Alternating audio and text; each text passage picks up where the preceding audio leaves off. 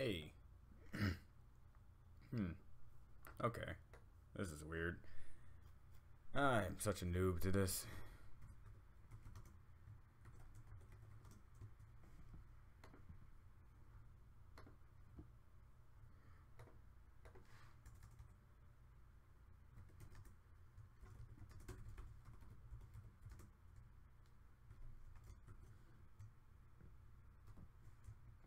Hmm.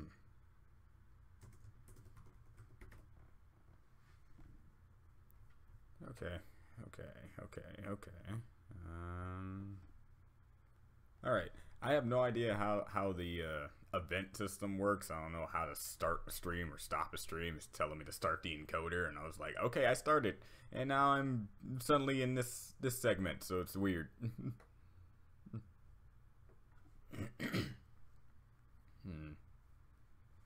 Let's see here.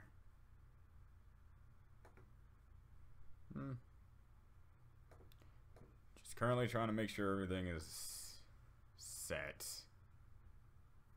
Okay. It's sort of worked out. I don't know how exactly like the other thing is gonna work out. Okay, hold on.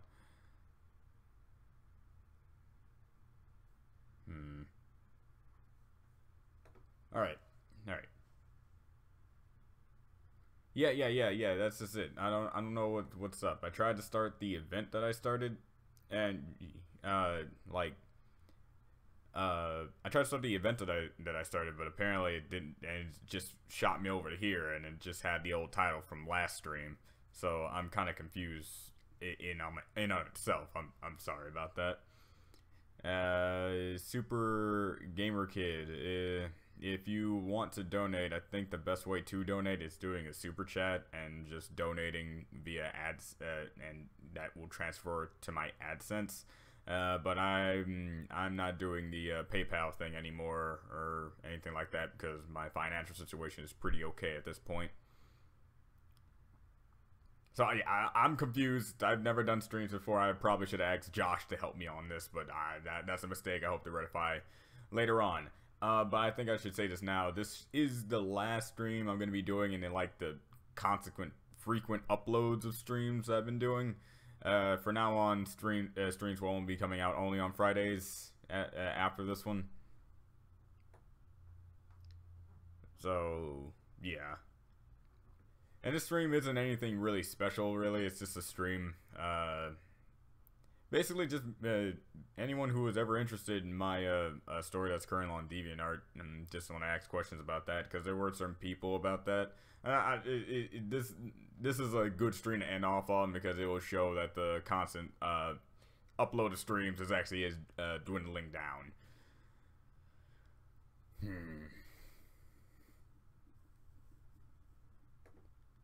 This had to be confusing. Hold on.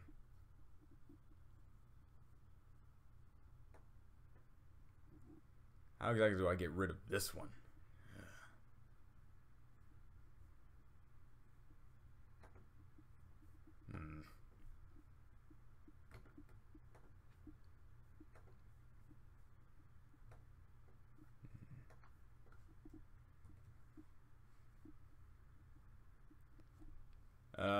If the latest update is involving Stanford and Solanda breaking into the base, then yeah, that's the latest update. I wanted to make sure I got that update out before starting the stream. Just to let you guys know that I'm now going to be uploading. I'm now taking a break from both the Moemon and the Persona comic to get back into my original story, since for some reason, now I got my inspiration back to do that. Yeah, it's been a while. It has been a while, and considering that my original story holds a special place in my heart, considering it's the longest story I've ever done, and it's actually the story I hope to get out and actually make an anime or show out of. Yeah, I definitely need to get that done. I'm not even done with chapter 2 yet, and I got 18 more like arcs to go through.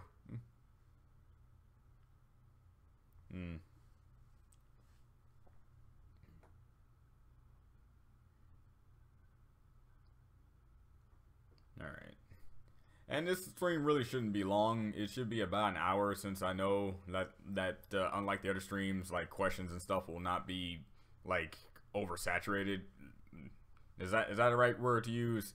I just won't get lost in the comics, since I know this is probably not going to reach over 10 viewers, because most of my watchers that are on my DeviantArt aren't actually like part of my YouTube channel, so they probably don't even know.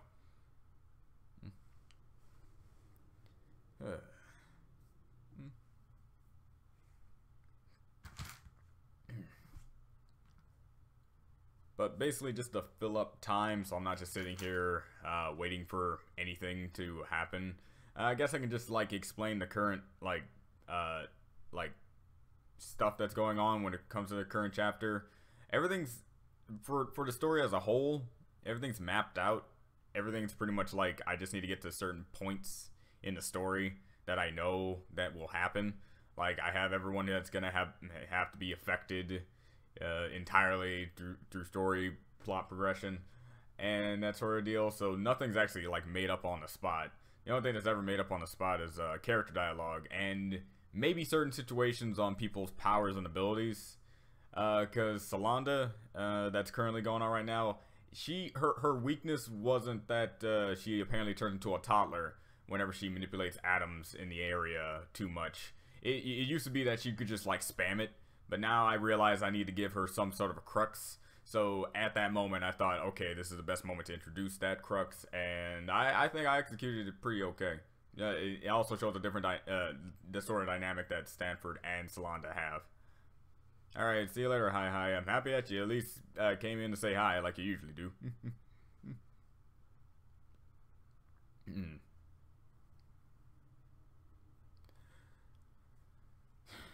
But yeah, for currently so far everything's going okay. Yeah. Another scenario would happen to be like the current like fight that's coming up right now in with Stanford and Salanda. I don't really know how I'm supposed to like not make it look like Stanford's a huge douchebag because it's not my intention, but it's kind of like it's hard to balance out how I'm supposed to make Stanford at this point, because he's a major character in the overarching plot, and I want him to not be a sort of like pseudo Vegeta character, a character who has done a lot of bad stuff in the past and is currently one of the best characters in Dragon Ball. But you kind of forget that he kind of murdered a bunch of people in his time of converting to evil or doing evil things. So I'm trying to balance out what Stanford fights for, really. Currently, yeah.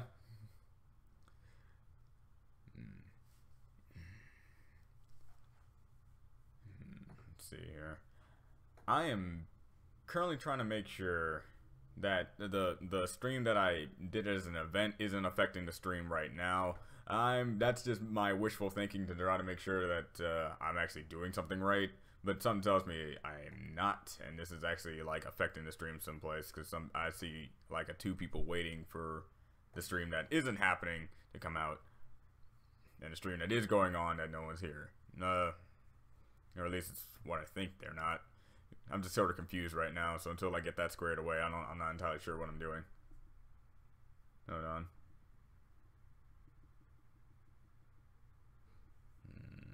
Let's see here. Streams.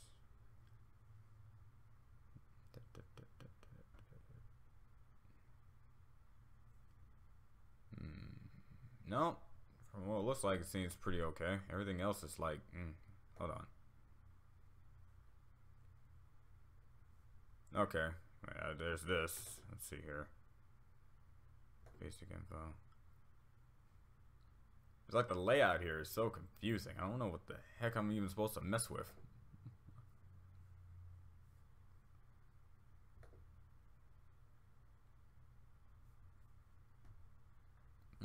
Alright.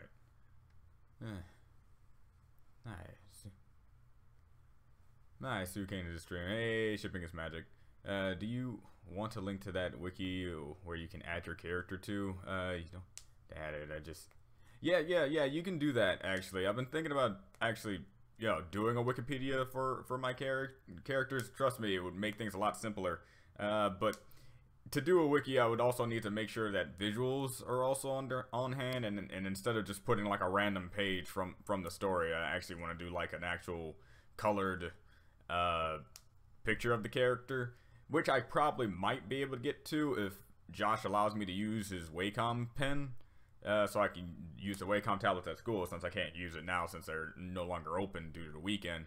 But before I make Wikipedia articles of these characters, I do want to make sure there's a visual representation.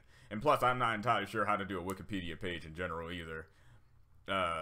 Definitely, if other people are like skilled at that sort of thing, because I do remember like talking to a few people who do their own Wikipedia pages of certain characters.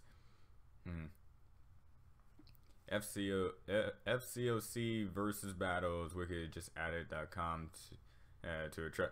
I do remember going on that that type of Wikipedia page to get like power scaling of certain characters that I found interested in, and I was definitely surprised when I looked up Robot Boy at one point. Yeah, I definitely want to do that at some point. Games and stories on wikis. Place there, yeah. Random thought: if I have to describe Susie, she's mod if you replace rocks with mushrooms with a little bit of Discord. Yeah. I can get behind that. So that's okay. Hold on. Let me see here. Because I do think I remember me trying to do something like that, and I do think I have an account, but I failed utterly, and I don't know how to delete a messed up page, and that's my problem.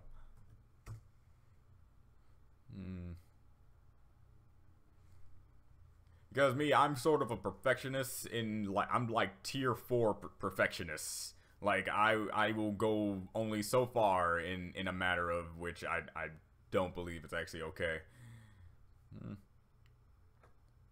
Yeah, I do. Yeah. Let's see here. Yeah, this is definitely still the page, and I think I can just sign in too. It's like that's how much I know. I'm not good at this at all. If you need help understanding it, I can help. I'm pretty dang power scaler and okay, that's nice. How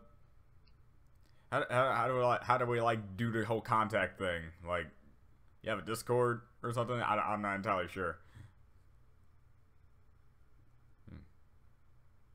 How many tiers in your tree of perfection? I'd say at least 12 tiers.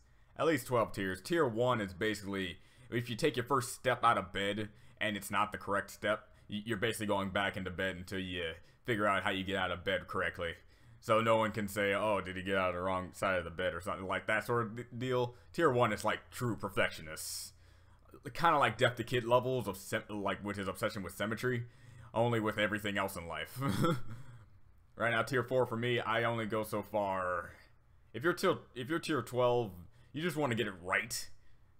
Everything up from that in between 1 is like practically, you know, in between those lines of just how far you would go. It's like what Aaron once said during one of my favorite Game Grumps playthroughs.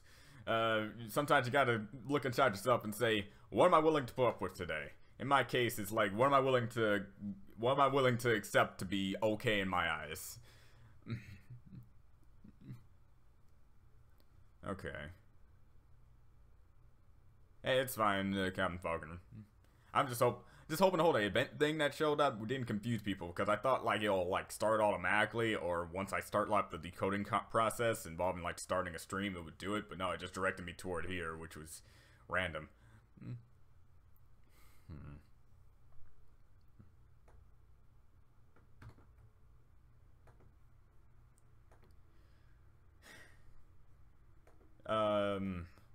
Quick question, Gray Fang. How much have you read up to the story at this point? Actually, if you know, actually interested.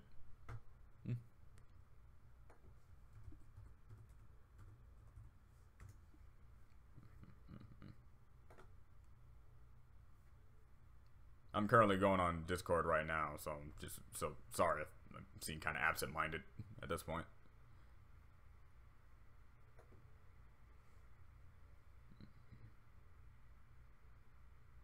Yeah.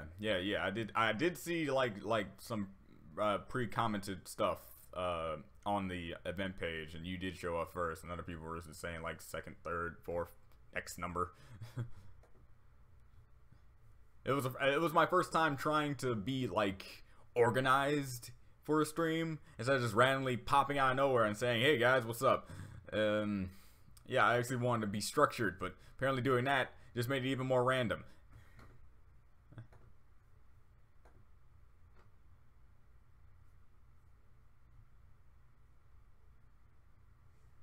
I'll be honest, I've yet to start, but I don't need too much. You know, I free time. It's fine. It's fine. Because I would like to know what the current power scaling on certain characters are if you were into the story. So if you can help me on that, I can definitely do that. I have been doing my own personal power scaling, but I always would like a second opinion on that. Because right now, Icon is already like tier 0, which is weird. Because he does share a lot of tier 0 traits, but it said it's very hard to define a true tier 0 character. We're corresponding to see chaos and mess. Reasonable. If nothing else, okay. Random is best random. Ah, you're back, Guy High.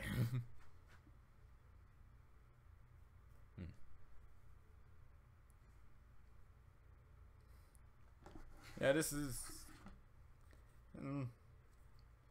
by far one of the most awkward streams I pretty much run because it's more of a specific subject matter. You guys can also ask random other questions. It's fine. It doesn't have to pertain to the story whatsoever. This is just me actually just letting you guys know that streams will actually be starting to come up every other week or so. This is the last time you'll see. And this is also the time I'll start uploading my Rick and Morty episodes as well, so you be geared for that.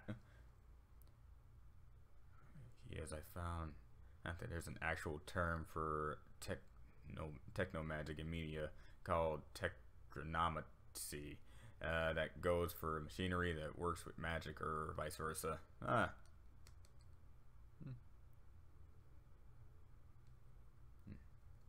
Yeah. Awkward to the top, yeah. I'm basically Karada right now. Like, I'm just currently just trying to break the ice with as much as I possibly can, but also gearing up for whatever is coming my way. But I do like the more streams that are less chaotic at this point, because at this point right now I'd be like in the middle of various comments trying to answer every question, probably running off in a few tangents, probably about Pearl killing the diamond or something like that, and then other people randomly popping in just to say one question and leave or something like that. Right now it's just like a very controlled environment, and frankly, since I have nothing else better to do today anyway, I'm pretty much fine with what's going on right now. I'm not gonna start doing like other reaction stuff until probably like 5 o'clock. Right, everyone's working in America. Ah, yeah, that's also true. This is also a very bad time window. I'm still in, even though as much as I believe that I'm currently done with my current college quarter, I need to remember that this is still the weekdays, so people are either at school, work, or doing other things that involve them and their time. So that is also a problem, and shipping is magic. If you're supposed to be at work, trust me, you should be at work, not here. Sounds like Cleveland from Family Guy. I do not sound like Cleveland, not in my eyes, not in my ears at least. Like, man, I like, honestly, Cleveland sounds way different than I currently do. I do believe I have like a, I sooner believe I have more of a Joe Swanson voice than Cleveland. Is it because I'm black? Joking,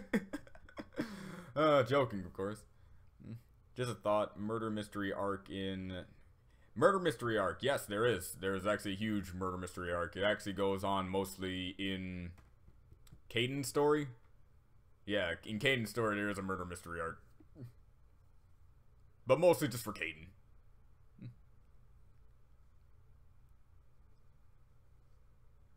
I wish Harambe was still alive. A lot of people wish Harambe was still alive. Even though I was never into that meme or anything. Like, I didn't even understand it until I actually looked it up myself. It's like, okay, yeah, that's pretty sad. But I know a lot of other apes that also died for very similar purposes, but they didn't get anything. Maybe it's because they didn't have a neat name. Yeah. It's up for review. So, Cleveland is white guy doing bad black guy voice. So, no, you don't. Ah, okay. I actually did not know that. I never looked up the voice actors for various characters in Family Guy. Mostly because I haven't watched Family Guy in a long time at this point.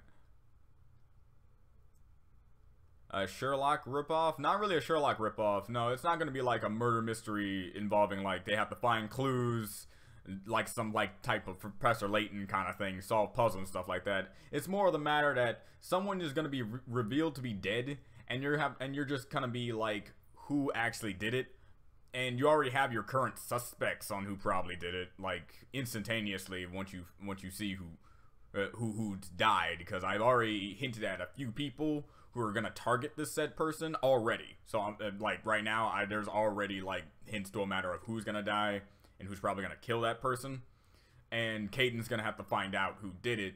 And trust me, since I already know who did it, by the time you find out who actually did it, I hopefully the shock factor is there, because it's out of left field. Trust me. Unless you're listening carefully.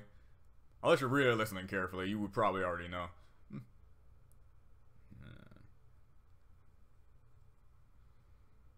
Okay. As long as Murder Mystery Arc is better than Sherlock, Sherlock kind of sucks. Trust me, as much as I already said, yeah, it's not like they're solving mysteries and stuff like that. It's more like a whodunit. Your demon with horns instead of pointed behind her front. Yes, there is. There's an assortment of demons. I wouldn't necessarily say that the demon that you're referring to is quote unquote important, but she's there, and it's a she.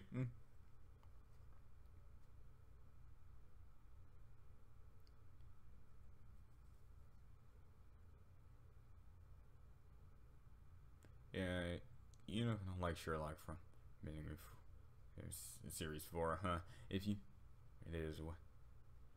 Oh, it's a really good system. It's a step in the right direction for Nintendo, and I actually am honestly proud of them for thinking of a system like that, because it's very innovative and it's very easy. I heard that there's a lot of them that are bending due to like heat or something like that. Mine hasn't done that for the amount of time that I've had it, so clearly there's like some defects in their pile, or maybe they're just playing it way too much and they really need to. It's like, it may be a system that you can take on the go, but it's still like a new type of piece of hardware. You can't just play it 24 hours a day. You actually are going to run that thing down like any other system, really. But yeah, Nintendo Switch gets a good 9.5 out of 10 in my book. The only reason why it's not a perfect 10 is because Nintendo still doesn't know how to do online correctly. You didn't really miss much. It's just been awkward moments all around. Some people tell me ask me certain questions about the story. Some people not, and want to just know about other things. But mainly, this is just a chill stream that I don't expect to get, like, extreme, like, oh my god, I need to find every single person who asks a question on, like the chat, like previous streams. Plus, this stream is going to be the last stream until streams are just going to be on every Friday or so. Yes, for some reason, I'm back in my usual spot, so you can expect, like, some problems that this stream is probably going to have.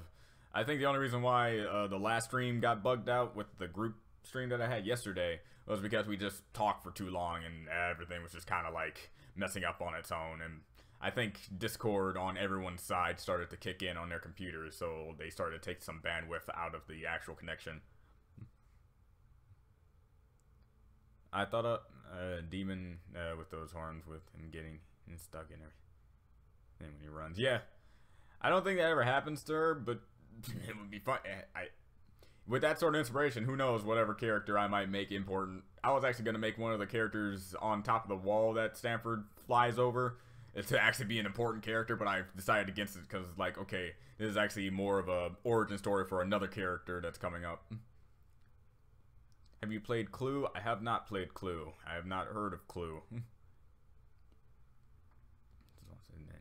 Odd. I just hope that a murder person isn't resurrected. Trust me, they're gonna be dead. I barely resurrect people in my story because when I kill them, I want it to be with an actual purpose.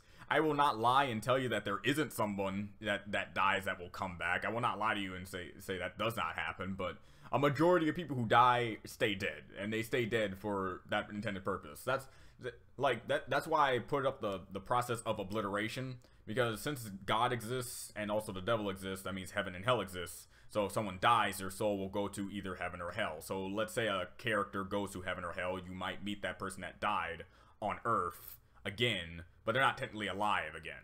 But that's why I put up obliteration. Once someone's obliterated, boom, they're gone. Period. You can't bring them back without any conventional means. No, nothing can bring them back.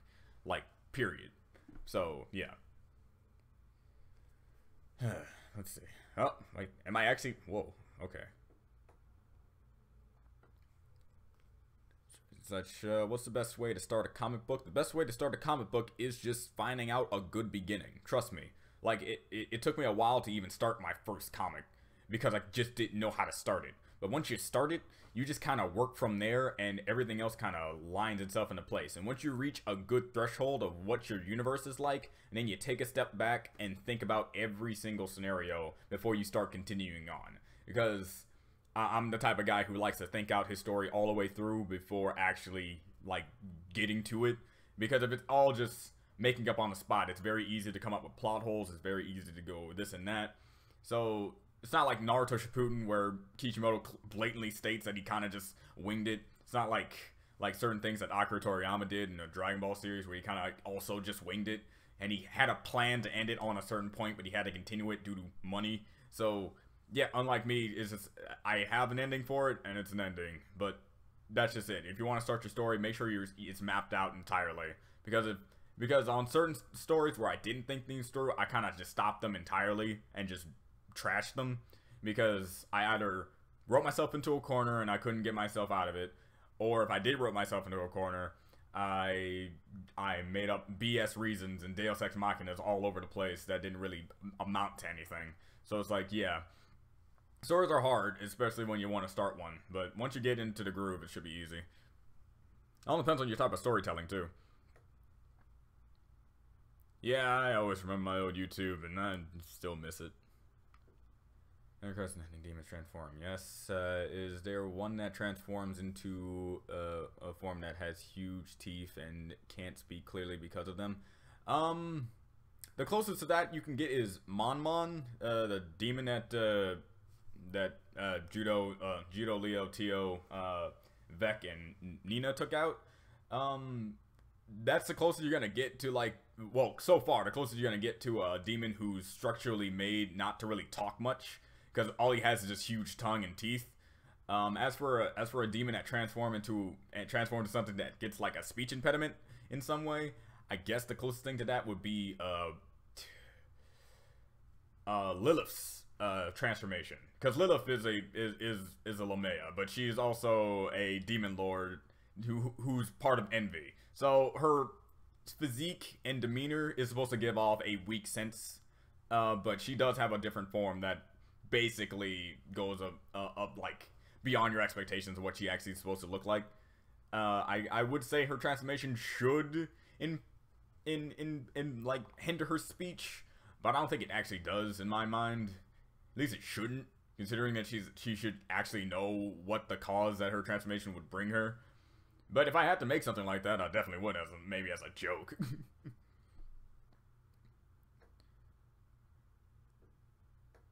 You don't have to leave, really. You can also ask random questions. And I might actually want to pertain it to the story, at least when it comes to something. Because a lot of things referenced in my story is from past medias or something about my life.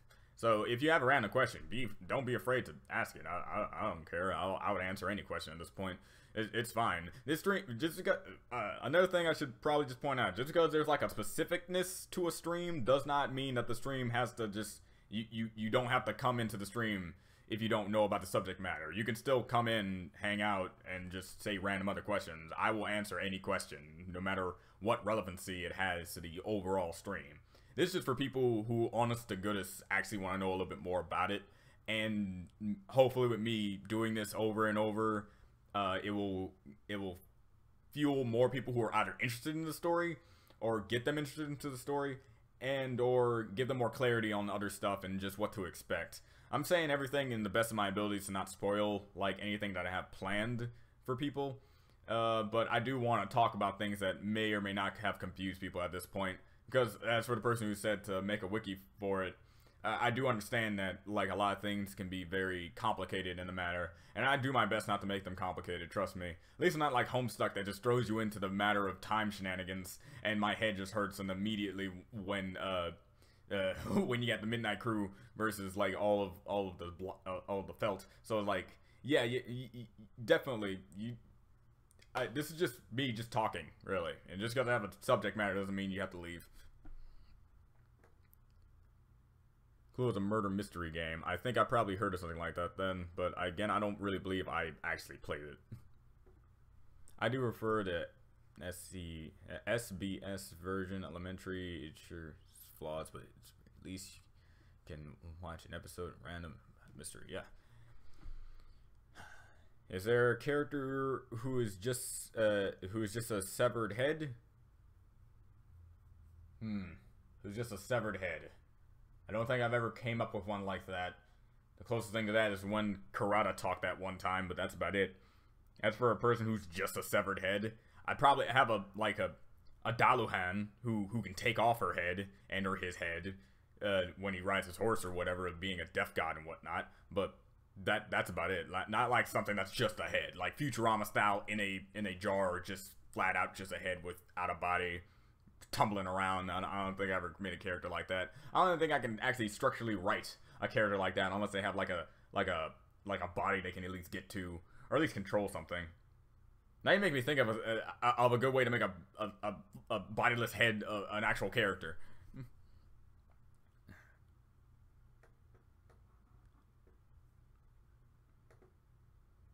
A majority of people who die stay dead. Hey, that may be a quote that you're trying to kind of make fun of, but talk to Kishimoto, talk to Akira Toriyama, heck, even talk to Tete Kubo. They just bring people back. I thought Grimmjow was gone, but no. I thought a lot of people who died during the course of Naruto were dead, but the war arc, no. Dragon Balls, that's just no, incarnate. So yeah, at least in my story, when I tell you they die, they are dead. They are just dead. I'm not trying to be like that one guy from Fate Zero or something like that. People die when they are killed. Yes, people die or are killed, but a lot of manga artists need to understand that when you kill a guy, they need to be dead. I appreciate Kishimoto not bringing back Jiraiya, because he knew that death was important to the overall story and the character development that it gave Naruto. So I applaud him for that. But everyone else he brought back was kind of like, okay, why? So like for me, if I had to put a number on it, every time I kill a person, you will probably, like, you'll only see like three people tops that I ever bring back from death. But it'll be for a legitimate purpose. And if for people who have read the story, there was a moment where Karada and another character, Karada and Paulina, were gonna be brought back by God himself, because he's like, yeah, I can bring them back. But then I had the main character stop their resurrection, because he knew that when they're being brought back, they won't be the exact same person that was killed. So what would be the point? Like, imagine you had your best friend in your entire world, he's dead. You have the option to bring him back, but the only condition is it's not the same person. It will be a person starting straight from zero. You're gonna have to start your entire relationship all over again, and there's nothing you can do. No amount of memories are there. It's basically like rebuilding Penny in Ruby, and her entire hardware has just been rebooted. It's not Penny anymore. It's a brand new character, basically. So for me, the only time that you'll actually have the same character that died come back will be tops 3 times in my story. But like everyone else that dies, they're dead. They're straight up dead. I kill people for the sake of story purposes, and even though it pains my heart, like a certain character that recently died, well, not recently, but is dead, and you probably know who I'm talking about, I miss her already. So, alright.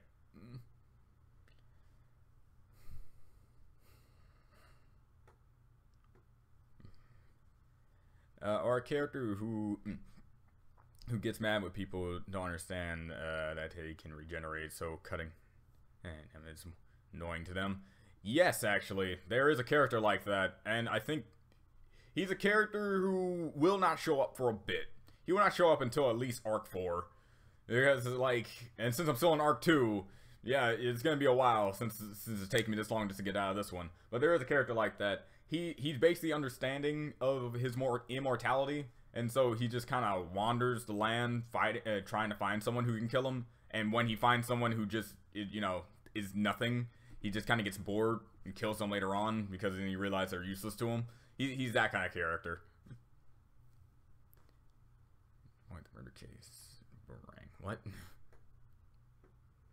Critter with small useless wings that can't be used to fly. Small useless wings that can't be used to fly. Mainly some demons in the second circle at this point. They sort of just have wings for show. As for like Pleblunia, she only had wings for show. She actually didn't need those wings to naturally fly. She can hover on her own, but she does use them for more maneuverability and aerial structure. You could say it's basically like cutting through the air better instead of just flying around just without them. So when they got cut off, she got kind of a little staggered in the battle, but she could fly on her own.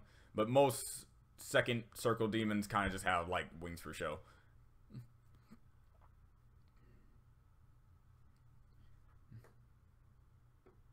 No, I want to make my own comic book, but I have a hard an original story with an original universe. Any suggestions? Once you look inside yourself and realize that nothing in this world is original anymore, that's when you'll know you can be original. You just have to buck up, do whatever you need, and if you find things that are just like it, own it. Put your spin on it. Even if it's somewhat exactly the same, and if you ever get like an interview, if you were popular and people will ask, hey, did you get information from this series? Just say no, because you know you didn't get information from that series. Like when I came up with Tabris being the angel of determination, and then Undertale became a thing, and now determination is apparently a thing that if you put determination in anything, you're apparently referencing Undertale. But no, Tabris existed way before Undertale even was a thought inside Toby Fox's head. But then I realized, yeah, nothing's original anymore. It's who capitalizes on a idea more than another person, and at least get their idea out first so it can become public display. So for you, my suggestion is just come up with anything you got. If it's like a cop drama, a regular drama, a universal, a busting, like demigod destruction, just make sure to avoid obvious things that people are going to point references to. Because even though Sonic 1 came out first before the Super Saiyan thing happened in Dragon Ball, at least in forms of US as much as I know, people will always compare Super Sonic to Super Saiyan because that came out after Super Saiyan was revealed. But, you know, that's just how that works. So obviously you will have some certain power-ups or certain abilities that may be referenced toward other people and what they've done. But once you just say, yeah, nothing's original anymore, so it's what you do with your spin on it is what makes it original. And I had to learn that myself, because God help me if I actually learned it from an actual art college that's all about originality.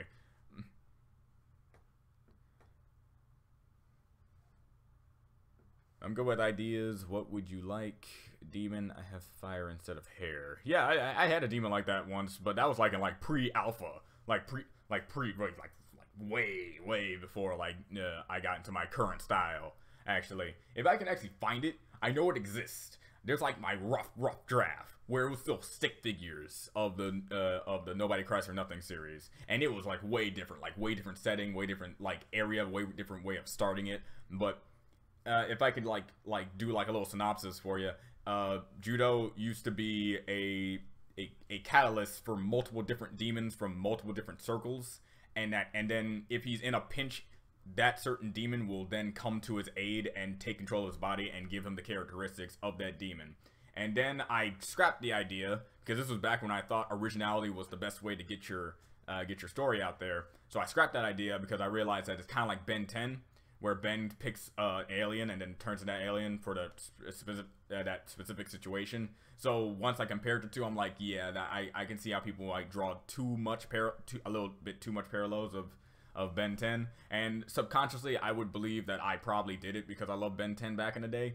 So I scrapped that idea and then made it just so that Judo was just like a standard character and who gradually progressed with the current abilities that he obtained, which is like the standard hero's journey way of making things, but it's how I'm supposed to put my spin on it that makes it more intriguing to people to read.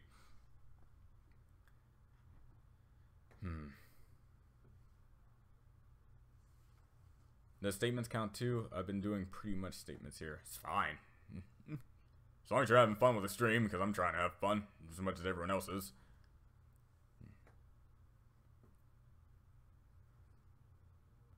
Wait, you're streaming at a time I can watch? Yay, yeah. See, it's a double-edged sword. Sometimes I want to do it at night, but then people have to go to bed, and then I want to do it during the day, but people have things to do during the day. It's never never gonna work for me. Trust me.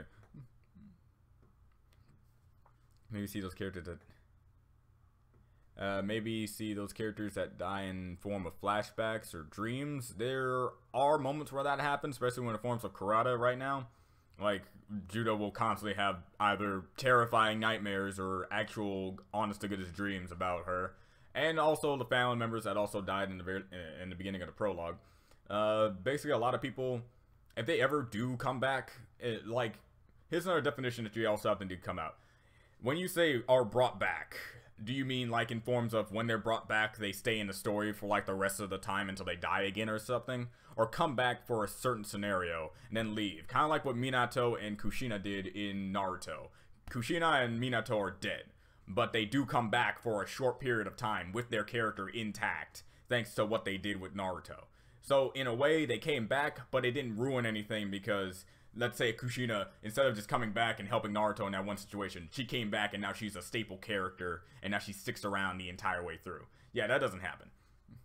The best you're gonna get is probably an apparition of what they used to be, but that's about it. Like, no full-on resurrection. They stay in the story forever. And I want you to be sure that you understand what I'm saying. If they're dead, they're not coming back.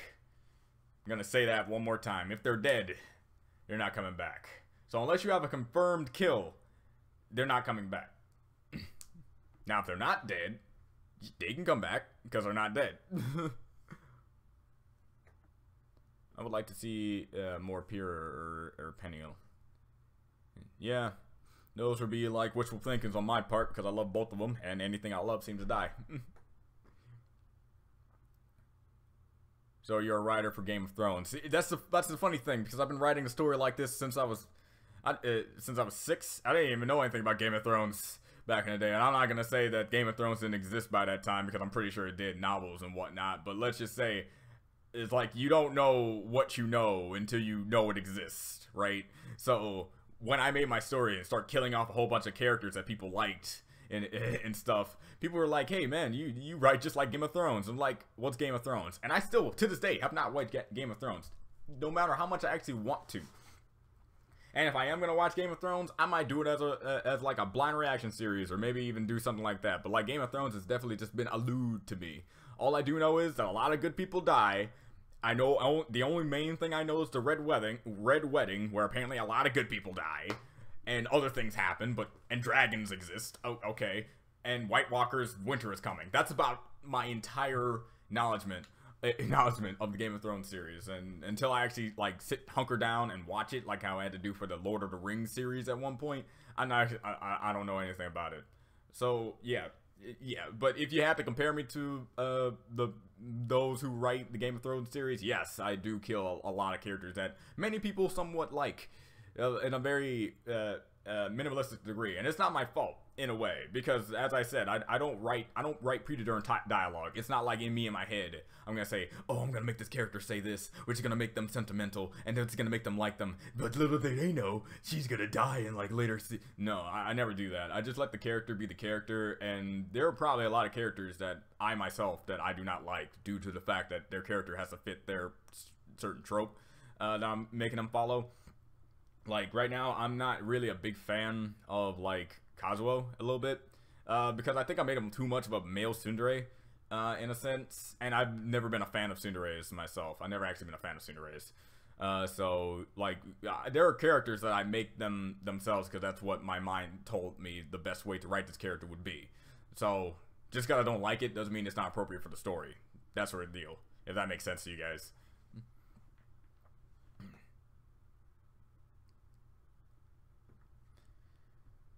Okay.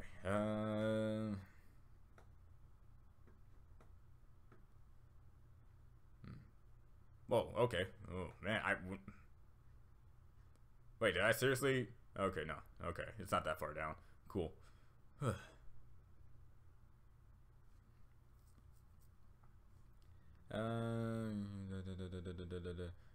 Somehow I like someone with semblance to great horde of people their opponent has killed. Like when they go against Cinder, to go against Ghost Pura and die this round. It'd be funny to see that in a way, but I think it'll be more thematic or maybe even more dramatic in a way if Salem had a semblance like that, something involving her and controlling the spirits of the dead that brings back all the people that they once cared about. Because the one thing that the war arc in Naruto did show in a way was like Asuma versus Ina Shikacho. That was an emotional battle, no matter what you say or do. Because when Asuma died, I was like, dude, that's like some sad stuff. And when he's brought back, I kind of felt a little bit of cheapness to the fact that he's back. But I also felt like it was also good for the character development between Choji, Shikamaru, and Ino as to fight their sensei and also show that they're stronger than him, you know, in a sense, and also just show they can do their own thing. It was a nice way. It was a nice emotional way to handle things. So yeah, bringing back people like that is an actual good way to do more emotional moments in a story if you execute it correctly. Having a person that can control a horde of people they've once killed, it might just dampen the fact that that's kind of like a cheap softening the blow. It's like, I know this is probably not the same kind of scenario, but you know how Amethyst turns into Rose at one point to like really get at Greg for like all the stuff that he's done with her and stuff like that. It's like, yeah, it kind of cheapens the fact that a good guy would do that to another person just for the sake of having them hurt a little bit. It will hurt the people who care about the character more than the villain who killed them, if you know what I mean. I don't think they would care if they got a deathless looking Pyrrha at this point. Cinder would probably care, just be like, I'll just get it out of my way. It won't actually feel any emotional weight to her unless she actually felt bad when she had to do it, like some tragic villain characters who do what they do for the sake of everyone else, but if they had to take someone out that they care about to get there, then it would scar them. I don't really think Cinder really cares. No, I'm good, Broadstar. Happy you can make it. It's cool, huh? I have a question. How many days until all the quests from Wednesday are proceeded? I only got to like 3, so probably 9 billion. It came out in 1992. The Super Saiyan came out. Yeah, I know. I'm pretty sure I know that, but Sonic 1 came out before Super Saiyan. My example, I don't know if you came here when I said the example. Sonic may have came out first before Super Saiyan, but since Sonic 2 came out with the actual Super Sonic trope, that's why people go off with the fact that that Sonic stole that idea from the Super Saiyan. That's what I mean. Once you capitalize on something, even if Sega had the idea in their head before Super Saiyan came out, let's just throw them a bone and say they actually came up with it originally for the fact that they wanted to have supersonic, as in supersonic speed, which is what it's supposed to go off on, and let's just give them the benefit of the doubt. People are still going to compare it to Dragon Ball and the Super Saiyan, no matter what, because Super Saiyan came first and it capitalized on that idea of a golden-haired warrior. So, yes, I got you. I understand. I know my time frames. I know, and I got a confirmation through Matt Pat in one of his recent theory videos. So yeah, I got it. And the original ideas are hard to come up. it all comes to building those ideas in an original way. Yeah, pretty much. Yeah, no, I had to learn that the hard way in my own personal sense after scrapping so many versions, iterations of my story. Like right now, currently, Stanford's power to just control toothpicks and needles, and all of his cells can turn into needles at some point, is the most original concept that I've currently seen so far. Not saying that's not a person that can probably do that in some anime or cartoon somewhere, but right now, it's the least amount of thing that I'm expecting to see in the world at this point.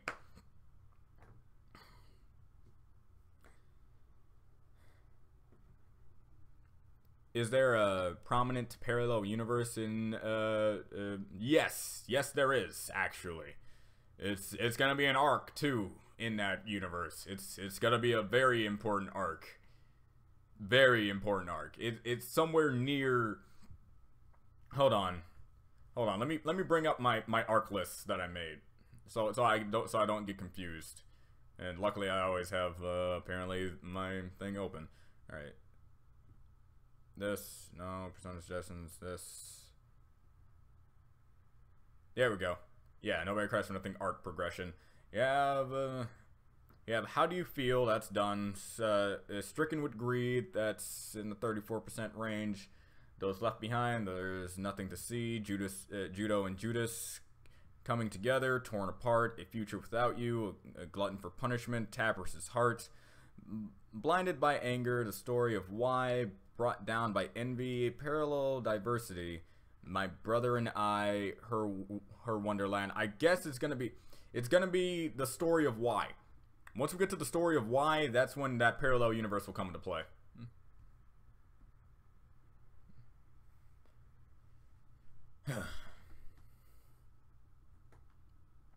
Hey, quick question. How big is Limbo? How big is Limbo? It grows. It's basically like its own pseudo-universe. As long as there's people dying all throughout the universe, hell will continue to grow. If I had to give a rough estimate, I will have to go back to the original page where I gave off a good way for you to, a decent way for you to know the size of hell is currently. So give me a minute until I find that page. But like, it's huge. You know the sun? It's way bigger than that. So there's your already basic scope right there. It's way bigger than the sun. It's way bigger than like 3 suns, if I remember correctly from what I had Sagi say. So give me a minute. Let's see here. It should be right here.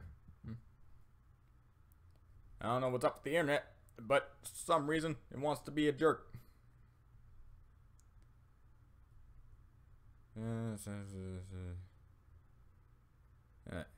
Need to be a place, you know. It's like, okay, it's 100 times larger than 3 suns put together. So take the size of our sun, put them in the times it by 3, and then times it by 100.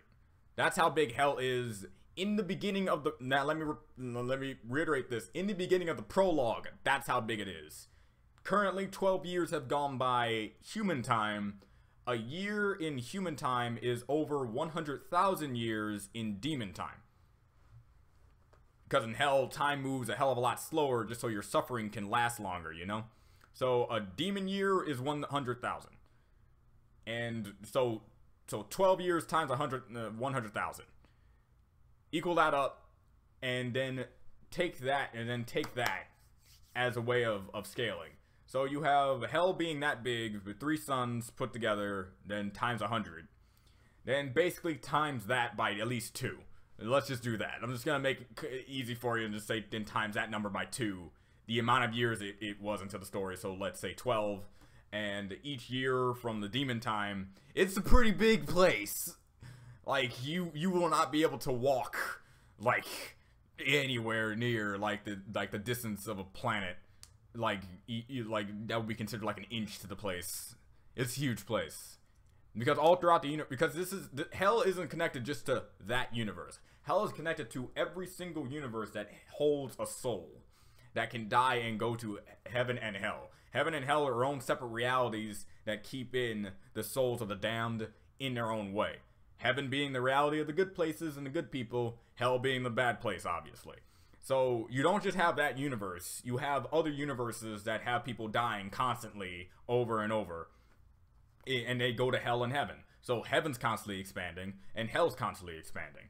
And it accommodates for how big it gets, because it's not like the planet Earth where you can just put a bunch of people from a whole bunch of different planets and put them all in one place and expect the place to be semi-functional. So no, it's like, it's a huge place, and it all has their own separate circles, which are as big as they have their own space to them. Each circle has their own space to them, so you already know how, like, wide scale it is. You already have Lilithmon in one of the smaller circles being the sixth circle, and she already can hold 3 suns in that circle with a ton of more space into that. So it's like, it's very hard to gauge on how big the place is, but if I were you, I would just take the 3 suns thing times 100 just to make it easy on yourself. Until I do another rough estimate, because if I really need to, I will do that.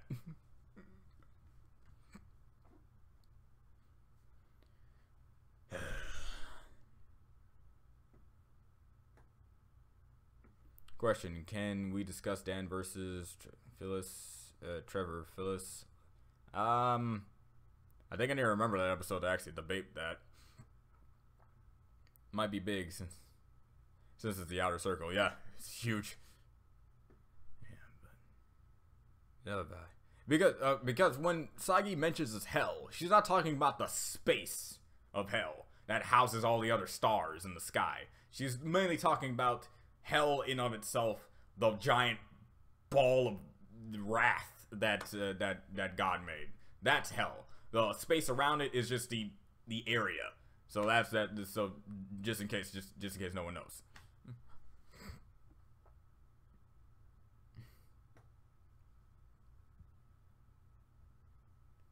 Which season of MFP is your most favorite? I would have to say season 4. Because of how structured it was and how it actually had an overarching narrative on the... Because, think about it this way. Think about it. If they didn't hype up this box at all throughout the entirety of the season, and then when Tyrek showed up and then suddenly the box just opens and they gain rainbow power, it would be so much of a stupid MacGuffin Deus Ex Machina BS that I would have actually like had a complaint with it. But since the entire season revolved around finding and you know, improving the characters of what their like specific element was, it was hyped up pretty well and actually paced pretty okay. I have to admit, season 4 was the best. Every other season either has like small moments of that greatness or just falls flat in the sense of like you sense an underlying threat in a matter of they don't get this box open, and just all around that. That's pretty much all I gotta say.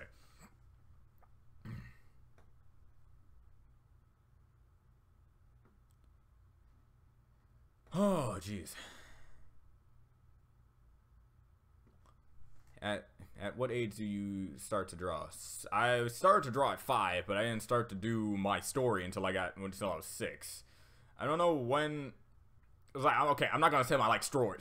In fact, it's too sad in my case. So just know I do remember me starting my story off when I was 6. So according to that, that's 7, 8, 9, 10, 11, 12, 13, 14, 15, 16, 17, 18, 19, 20.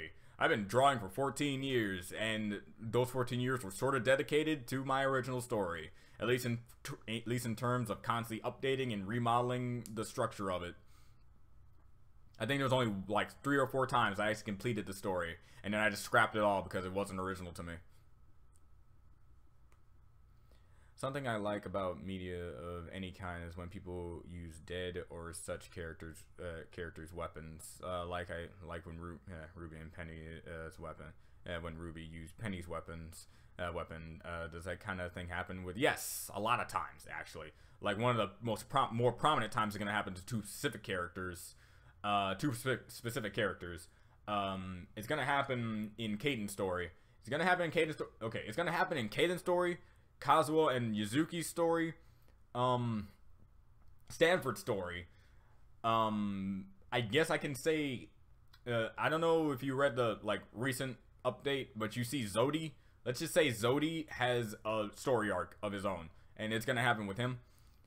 It's like one of his most like prime things, but it defeats the purpose of the person being dead. The person's not dead yet. So Yeah, it happens. It happens, and it's actually one of my favorite things too, because it's a way of remembering a person in the best way possible without trying to do flashbacks all over the place. Because as long as he uses the weapon, you already know where he got it, and you remember that person just from seeing the weapon alone. Which is what I like. What I like John did with what happened with Pyrrha, and just made her armor part of his armor. So it's like, oh, it's adorable.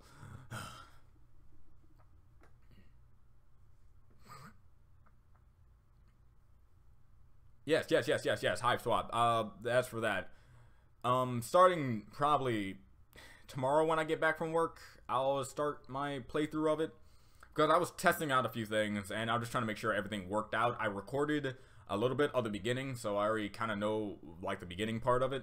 But then I put in my editing software, and then it was just, like, a bunch of green static everywhere, and I was afraid of that. But once I rendered it out, none of that green static existed. So now that I know that it's 100% okay for me to do, like, hour-long playthroughs of it with no detrimental to actually messing things up, I'm gonna get into it, trust me. Game looks beautiful, by the way. Yeah. That was only in episode 2. Out of everyone who are in the prologue of Nobody Cries for Nothing, who is the craziest character? The craziest character, like comparatively speaking, the craziest character has to be, like, probably, it's a tie, really. Like, I guess I gotta just go with Glaron. Glaron is pretty insane. Like, his anger blinds him for most logical things he wants to do. Plus, his jealousy towards Zaru is, like, already prominent currently in the story. And everyone else is pretty lax. But Sagi's definitely, like, top tier crazy. More so over than Glaron. Even though Glaron probably does a lot more crazier stuff, like, later on in the story that I will be getting to, Sagi has an underlying theme of that she just is who she is because she likes who she is. So it's like, I wanted to make her that character who has so much strength and powers and abilities that she doesn't really care what happens to her in any sort of fight because she knows she's already going to win. So yeah, there's that. But if you're like a standard character, I guess the closest thing you're going to get to that is probably Javax. Javax is part of the friend group that I hope to bring back at some point. That was part of Judo's inner circle of friends. Judas's inner circle of friends. I need to make sure I correct myself on that. And yeah. Who would win? Blastoise versus Gil Grunt. I don't know who Gil Grunt is. Well, Emerald could do that kind of thing. Not with spirits, of course, but with hallucinations. Yeah. I like to see her messing up with Ruby and Jean for yeah, I could definitely see her doing that. She definitely, she definitely did that sort of thing with me when I was just like, what was happening with the whole Ruby Yang versus Mercury thing. So yeah, definitely more things that Emerald can do just solidifies herself to being a very good villain if she wants to manipulate people like that, especially bringing back a dark past such as two people that clearly meant something to those two characters, especially John. Like, you could say Penny and Ruby are, like, good friends, like, really good friends, and Ruby shared a special connection with Penny, but you can definitely say that John and Pyrrha share a deeper connection than those two. But not saying, like, on a huge scale, but just saying, if I had to pick one, I'd definitely go with John and Pyrrha. Cast of the film, new because it was completely identical to Rio. Huh. Yeah, I can see that. Paperwork proof Pixar came first by about a year, but it will come out after. Huh. Yeah, even if you have the idea before someone actually puts it out, it's like it's still basically, since they put it out first, it's technically still theirs. It's like copyright. It's so awkward. So anime will ideas based on other anime. So anime will ideas based on other anime. Is that a question toward me and how I make my anime, or animes in general about how they make their animes? If it's directed toward other animes, definitely. Like, Kishimoto has gone on record to say that Dragon Ball kind of influenced him of what he wanted to do. A lot of other animes have declared that Dragon Ball Z has influenced them on how they make their animes and stuff like that. As for my thing, yes, I took inspiration from a lot of animes growing up, but I do my best to make sure that they're nothing like each other, at least in the sense of like how they go about the structuring of their story. He's about to talk about Trevor versus Dan, so let's debate for both sides to bring up points, okay? I say Trevor, he has too many guns for Dan, but Dan has gone up against people with powers, so guns don't really do much to a person who's gone up against a guy who could, like, level skyscrapers and stuff like that. Just going on that end. Not to mention, like, beings from, like, zombies, vampires, werewolves, actual mythical beings, while Trevor has gone up against other humans, while Dan has pretty been adaptive in the matter. You can't just say, just because this guy has a gun, the other guy without a gun is gonna lose.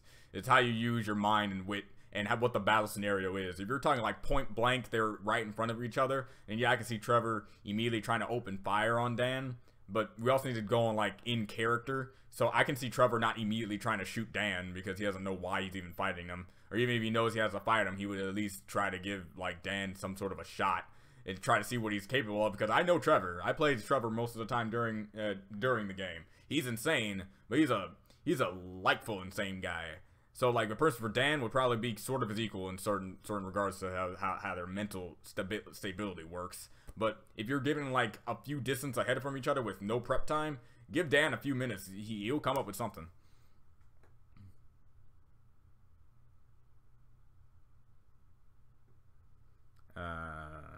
If there's one thing that bothers me more than characters I like dying, it's characters I want to know about more and just die.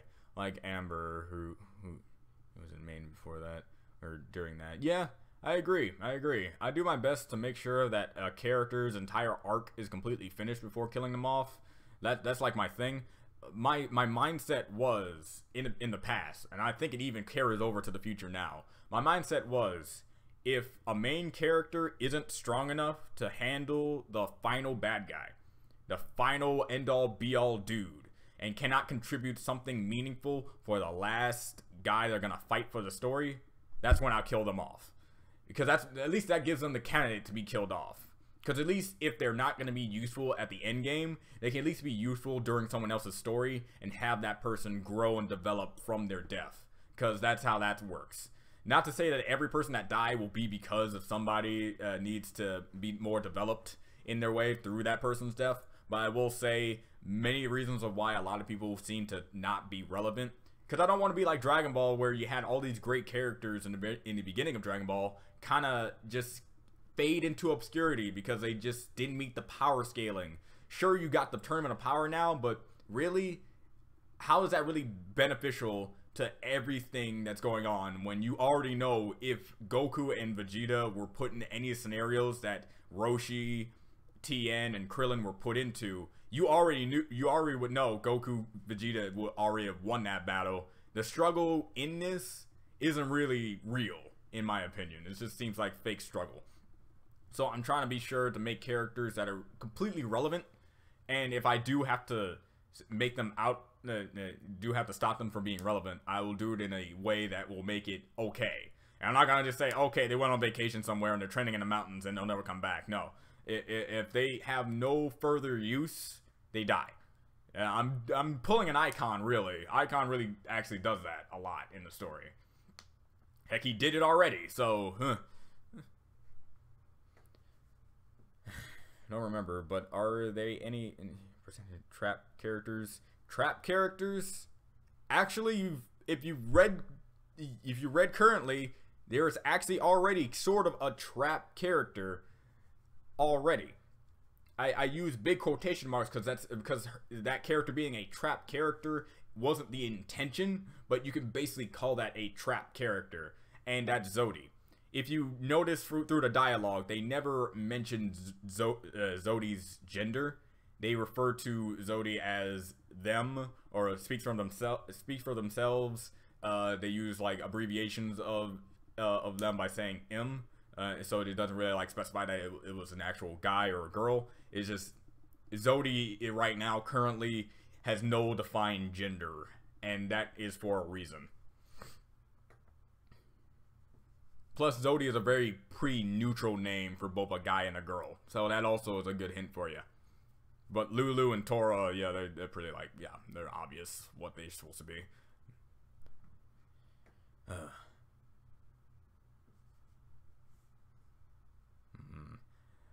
Are you answering questions from different types of social? Are you answering questions from different types of social medias? The only social, nope, not really. The only questions I would actually answer from different types of social medias is this and my DeviantArt. When it comes to like Twitter, Facebook, I barely touch those things. Like I forget I have them most of the time, which hurts a lot. But like that's it. I usually don't go on Facebook or Twitter because there's nothing really like driving me to remember that I have those at all. Another social media will be a Discord, but I barely get on that too. The only reason why I would ever use Discord is to talk to like other reactors because we have our own social circle or whatever. So like that's it. But as for like other things, I don't. The best way for me to answer a question is through DeviantArt. Okay, since Bob Blastoise is a Grill Grunt. I don't know who Gil Grunt is. Again. Ugh. I'll be honest here. The furthest I've gotten in your story is still depressed gluttony. Hey, that's relatively far. It's not really all that distant from where he is right now, and I understand why most people dropped it because that's when I pretty much dropped it. Right? I didn't come up with like another like few pages in like several months, so I understand people not continuing on from that. Now I wouldn't be surprised if people to this day still don't know that I continued on from that point because of how long it's been. And I'm trying to avoid that again. I'm probably gonna fail, but I'm going on record to say I'm gonna try to do that. But yeah, still depressed gluttony. I had depressed out of Gaia in my mind for like a long time, and I could not wait as I could put him in that form because it's like that's my favorite version of him, and I like his design in general. Is the fact that he has mouths all over it, and it actually expresses along with his own expressions. If he's happy, the mouths will also accommodate for his happiness and interact with things. And it also still brings in the creepy factor that he has mouths all over his body that can open up randomly. So yeah, depressed out of Gaia is one of my favorite design-wise characters, right next to Haroda.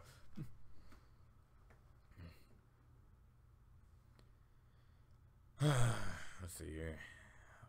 For use, it's okay. My life is alright, I guess. Yeah, dude. So far, the only thing about Hive Swap that I'm afraid of right now is my dyslexia problems and me reading off all the things that will be having to be read in the story. So hopefully it's not too bad. Hopefully it's not too bad. I'm not gonna promise you that I'm not gonna stumble and stutter, but and get a word completely wrong and not corrected. I will not promise that, but I will say I'm going to have a great time because I've been anticipating this game for a long time. I'm happy that it's finally out. And knowing that it's an act system, sort of like Homestuck Gun on itself, means that we're just going to get into more epic areas down the line of things. Interaction now. In 3 minutes, he spent more than... Yeah, but when I was talking about how large hell was, it was because a question was given to me, and that was actually a question I was enthusiastic, and if you haven't read the title of this, it's actually because that's appropriate for me to answer in a very long-term way. The title of this is Nobody Cries for Nothing Questions and Answers. So if I'm giving a long answer to a question about Nobody Cries for Nothing, then that makes sense. As for a reaction, that's not part of the stream. Granted, I did say anyone can ask questions that aren't actually pertain to the stream, but since I'm not doing reactions right now, and I just don't feel like it, because I only do, right now I'm planning on doing a ton of reactions, due to the list that I made on the previous stream where I asked everyone to give me their reaction request at 5 o'clock, I kind of want to, like, not right now. Are you familiar with visual novels? Oh, yes, I'm very familiar with visual novels. Those are kind of dating sims. Not all of them. A visual novel also can be considered like anything that just involves heavy amounts of reading and minimal amount of gameplay, such as Danganronpa and also Phoenix Wright.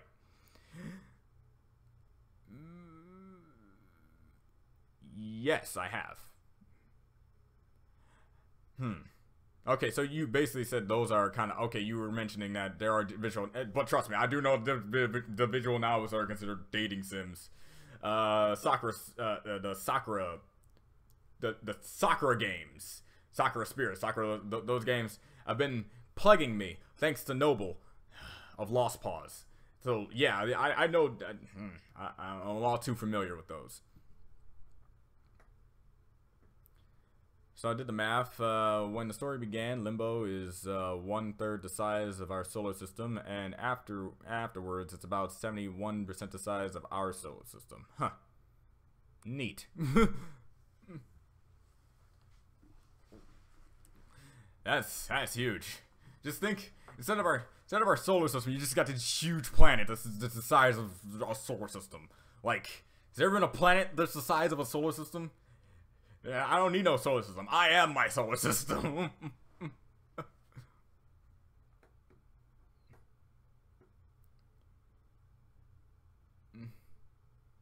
You need demon with fingers longer than their arms. Fingers longer than their arms.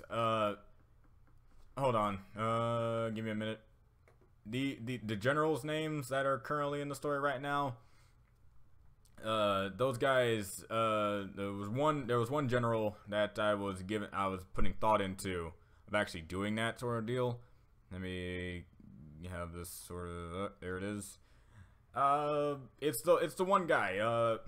I can't believe I'm saying it's the one guy, as if you guys actually know who I'm talking about. Just give me a minute. I'm gonna find him. Here he is.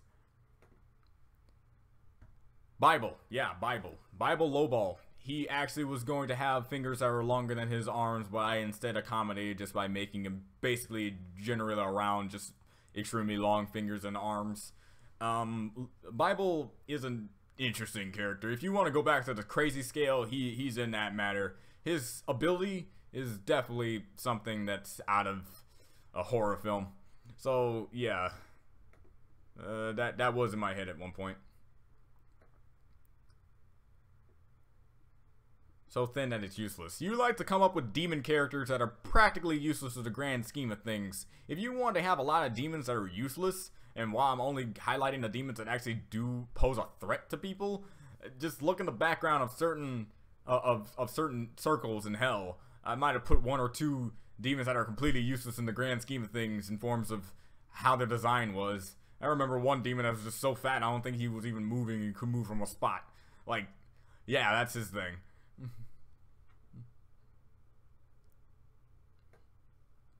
Grey Fang Screw Cat confirmed. Nah, I'm better because I'm unbiased. Look, I will not confirm nor deny about the biasness that's between Wiz and Boomstick. I've actually managed to actually, you know, meet them at one point at my job that they apparently show up at. Hold on. Give me 1 second.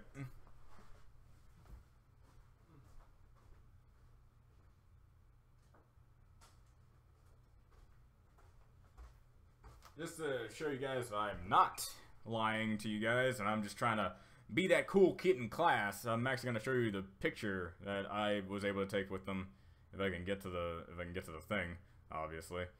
And for some reason it's not working. I don't know why it's not working, but yeah. Wiz and Boomstick, they themselves, they're entertainers. They're entertainers, and I can see why they might stretch a few things, especially when it forms of a lot of things involving like Dragon Ball and anime in general. There are plenty of questionable things that people can question that they have done. And here you go, guys. Yeah, that's pretty much that. I was awkward in all sense of the things, but since I've actually gotten to talk to them for a little bit, I can't say that they're 100% biased. They're just more. They've hit themselves in the entertainment. They hit themselves in the entertainment shin here, that they kind of need to go off entertainment purposes than actual like facts and resources.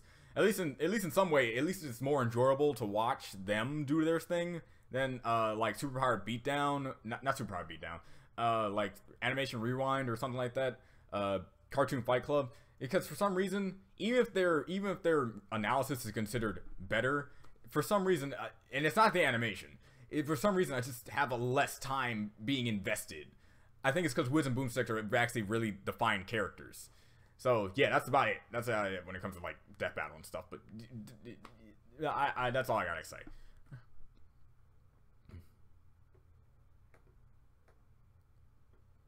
It occurred to me, Dan versus Squirrel Girl, because why not?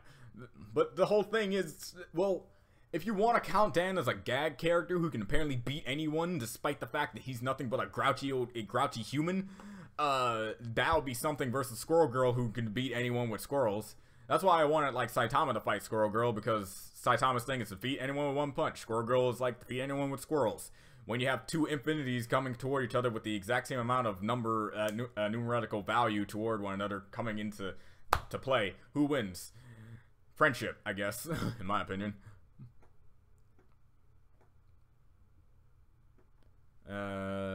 That's kind of a problem with Naruto, Fairy Tail, and Bleach. Too many characters who could be interesting to learn about, but not enough. Yeah. I think One Punch Man shares the same problem, but lessly so than the others. Mostly because they do get like some highlights to them, but there are just too many characters that look too interesting, and I want to know that person's story, but they don't get any development because they kind of have this whole thing going on. My Hero Academia is great for this because every character currently in the manga right now, except maybe like one or two, actually had a good shining moment for themselves and for their interesting style and quirk. So it's like, yeah, some animes are doing better with that.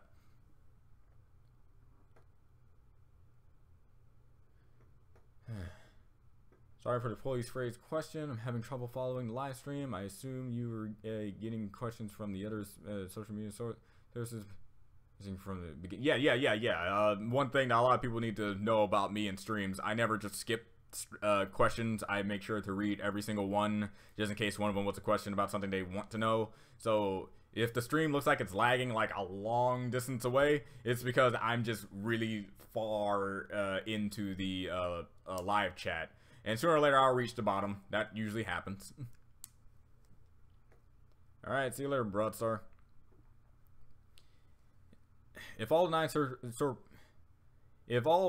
circle lords were to go to a restaurant, what would each order? You don't have to tell specific, just something like Frog would take fish, but not lemon. Saki would take Saki would take the hottest thing they had. It doesn't matter what it would be, as long as it's like spicy as all hell. Zaru would order a salad, honestly, because he's generic like that. Lilith would also order a salad, actually, because Zaru and Lilith do share same character traits toward themselves. Glaron would order the biggest form of thing they have. So let's say they have a like a giant roasted pig. He would probably get that. Who's next? Yeah, Maimon would order anything that's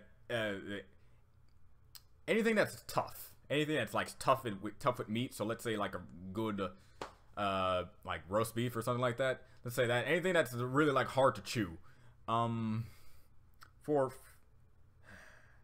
would be no. Glaron order everything. He's like all you eat buffet. Obviously, I mean I don't even know I'm supposed to like not dodge that. You order everything. Anything on the menu. Kuthala would actually just order like a steak. Because again, he's the most normal out of all of them. So yeah, there you go. Right next to Zaru, Lilith, and Kuthala pretty much have pretty basic things they would probably get in any restaurant. But like for like everyone else, they'll either pick a specific thing that fits their current playstyle. I did forget Plabunia, didn't I?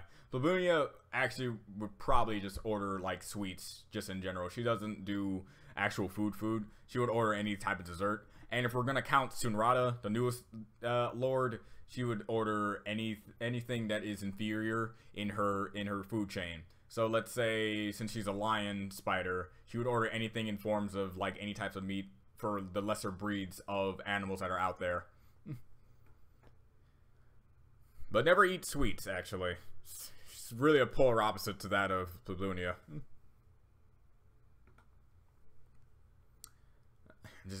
I'm just adding flavor. I love comedy and absurd for characters. I understand, definitely. I do have certain characters that fit that criteria that don't meet up expectations to what they need to do. It's kind of like Monaka in Dragon Ball Super. No, I wasn't going to get Coke. Yeah. If a bull powder would boop on Hyperdef Azrael, I believe you, because Bill Cipher's current range of abilities pretty much transcend a lot of things. His feat killing the Time Baby is good enough already. Even though he's confounded in one segment of the rest of the planet, you can definitely tell, since he had like a huge cult following with him when he came out of his previous reality into our reality, he definitely was all powerful in a way. Yeah, and Hyperdeath Azrael, he can't even take out a determined human. Like, that right there already, like, kind of solidifies how, like, not absolute powerful he is. Even though he erased the timeline, that's impressive, but one determined human can take him down. And granted, you can say the same thing with Mabel, that an old, grouchy old fart with the help of 2 kids and another grouchy old fart, Fart's his brother, can take him out with a man-made weapon, so hey. Pepsi. Also Dr. Pepper. Also, so Death Battle ideas. Kick-Ass versus Cody. Can't remember what Cody's from, but he's from Street Fighter 4, dude. I remember Cody. He's the guy with the chains on his arms, right? He's the guy that I've been seeing that has a lot of pathetic-based, like, art dedicated toward him. I don't know his personality at all, and I don't know why that's warranted in some way. But he's getting picked on a lot. But yeah, Kick-Ass versus Cody. Since I don't know Cody's range of abilities, I can't really say that Kick-Ass can't win. Kick-Ass is not, like, not skilled in some way. He at least has some forms of fighting. You know, he may not be experienced, but he can definitely handle himself in a fight. But I have to go with Cody because it's, well, I can kind of see him kind of taking like the last leg up in the fight.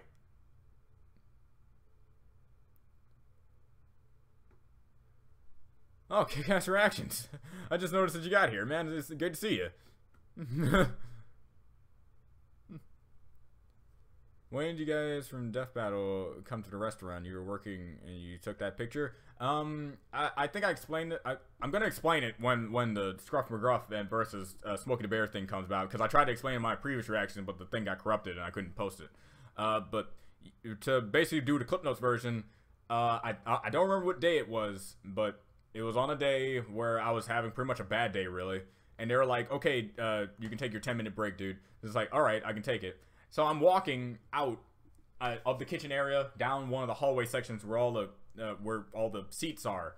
And I look and I turn, I see Ben Singer. And as soon as I saw Ben Singer, I'm like, huh, that guy looks a heck of a lot like Ben Singer from Death Battle.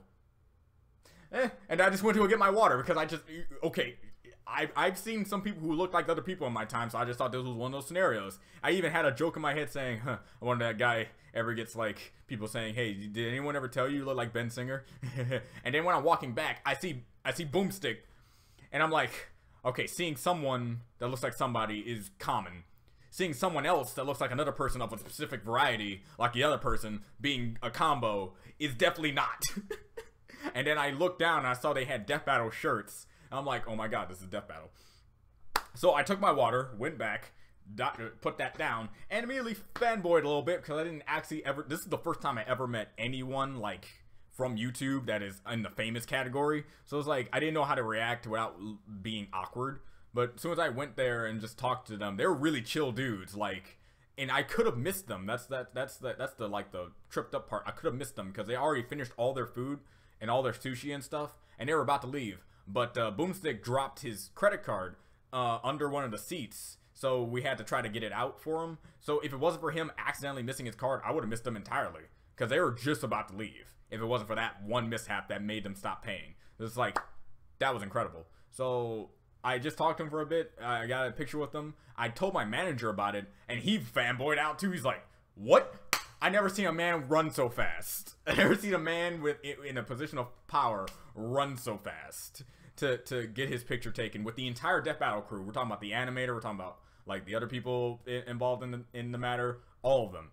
So it's like, yeah, it was a very neat experience, and they come often. This isn't like a thing they were just doing one time. I didn't even know they lived around Austin or in Austin. I didn't even know that was a thing. So it's like, yeah, they come to my restaurant every now and then. We don't talk. We're not friends. Heck no, that's like a dream I wish that would come true. No, but I do serve them their ramen, so that's good for me.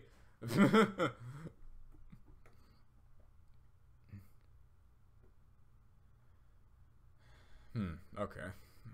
I used to play play a lot. Cody was my go-to character, basically a criminal who happens to be good. Yeah, okay. Trevor stops, no difficulty. Yeah. Yeah, because again, I don't know much of his abilities, but I think he can probably handle kick-ass. Almost out. So, almost out. So, question is, God still comparable to Lucifer and Jesus, or is his infinity stronger than them? Now, like Jehovah, I am, and God. Jehovah, I am, and God have the exact same level of strength. It's just their personality is what's going to hinder them from using that strength in terms of battle and proficiency of their powers. Jehovah is the weakest of the three because he's the most pacifist out of all of them. He will not obliterate anyone or even fight back in any scenario. Someone can run up and attack him, and he would rather let him punch and kick him before he would even think about like doing something bad toward that person. So that's Jehovah for you. He's too much of a kid, a loving kid who's omnibenevolent, just a benevolent person in general. So his infinity can be considered to be weaker than the others because he refuses to use his powers to his full ability. I am is infinity will be considered to be like the most neutral of the group. He will not stand for someone he will not stand for someone disobeying him when he's just trying to help them in some way.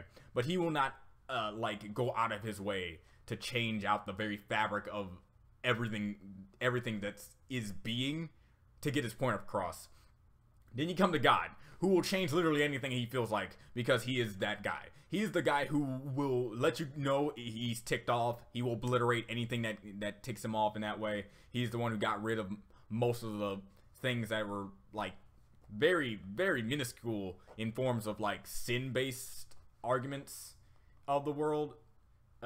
He's one, you could basically say he's the one who flooded the earth.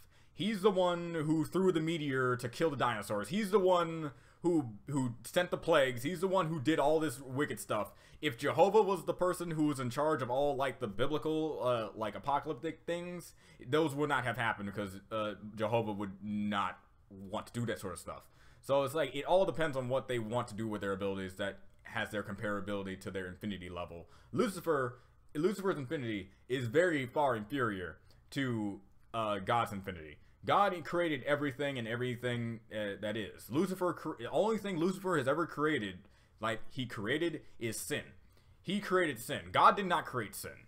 And that's what made Lucifer into the infinity status, since he created something that's already so corruptible on everything. So, and if God can get rid of sin, it's not like he can't get rid of it. It's the fact that if he does, he can't work around the fact that everyone has it now. So if he gets rid of everything, he would have to start everything from scratch. But he likes everything the way it is right now, so getting rid of everyone would kind of hurt him. So it's not the fact that he can't not restart reality. He can do it. It's the fact that he just doesn't want to. Sometimes people need to understand the context of things before thinking, yeah. Basically. One thing that can be said, some infinities are bigger than others. Yep. Yeah, there are. In science, that's a real thing. Yeah, that's definitely a real thing. I live by that. I live by that. That's what the entire story is about. That's why when you see multiple people with infinity in their level description, you have to know how big is that infinity compared to another person's infinity. Like God's infinity overtakes Lucifer's infinity because his infinity is far larger than anything. Infinity is just an incomprehensible number. It does not mean that it's a finite, oh my god, this is just the limit of a number, because that's impossible. Numbers are infinite. So, yeah. Just like my example of two universes. One started off way bigger than the other, so that universe can overtake that smaller universe, even though they both expand infinitely, right? That's what I mean. That's my take on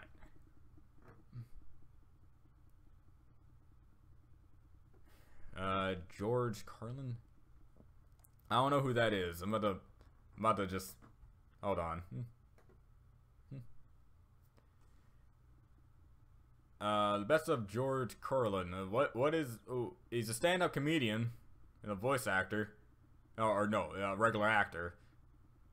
Black comedy and thoughts on politics, English language, philosophy, religion, and other. Is he like an atheist? Is he like an atheist or what's up? I'm not familiar with him. So God, Jehovah, Jesus, and Lucifer Or is it God, Jehovah, Jesus? It's more God, I am. I am is the second form. Jehovah. Jehovah, Lucifer, Jesus. Actually.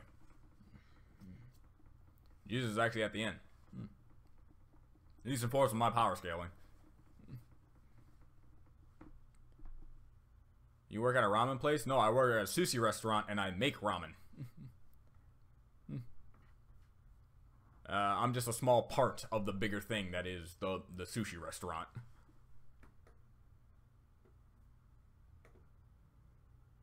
Ah, okay. That's what he says.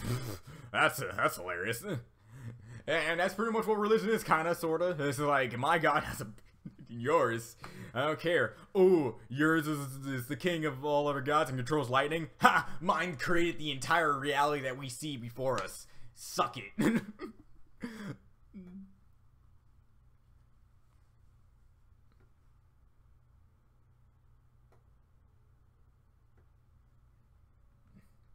Yeah, I'm one of those guys who kind of don't fit the trend of too much of good thing is bad, because I don't know if you guys noticed, but I've been drinking this the Devil's Nectar for the past, ever since I can remember. I've been drinking it, and I have yet to even try to consider moving on to another type of drink. Another thing would be Popeyes. Popeyes chicken is one of my favorite chicken eatery establishments, period. Actually, I'm planning on going down there soon, today. And that sort of thing. I worked at Popeyes for 3 years. And throughout those 3 years, I always got the leftover chicken that we had because I was always a closing dude. And I've been eating chicken ever since I was there. And it was actually like free food. So it was like, okay, cool. I've been eating chicken for those past 3 years. And guess what? I am still eating Popeye's chicken as if none of that even mattered. So, yeah.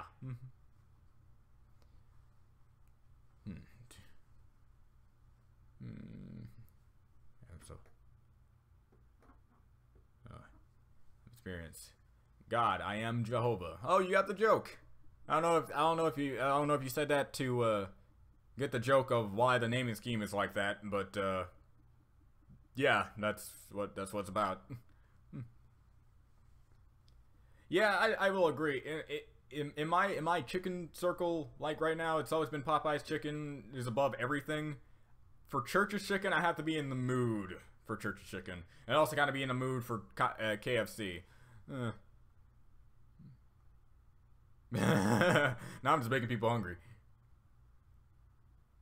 Could work if that character can regenerate, but it's slow. Kind of like what happened to the arm of Deadpool in his Deadpool movie. It's like it didn't like regenerate immediately, but you can clearly see that it was pretty slow. Sorry, I'm trying to make sure I get exactly what you mean. I get exactly what you mean. So you agree with God being infinity stronger than I am. I am is infinity stronger than Jehovah, and Jehovah is infinity stronger than Lucifer. Yes. They're to be specific, all three of their infinities are exactly the same.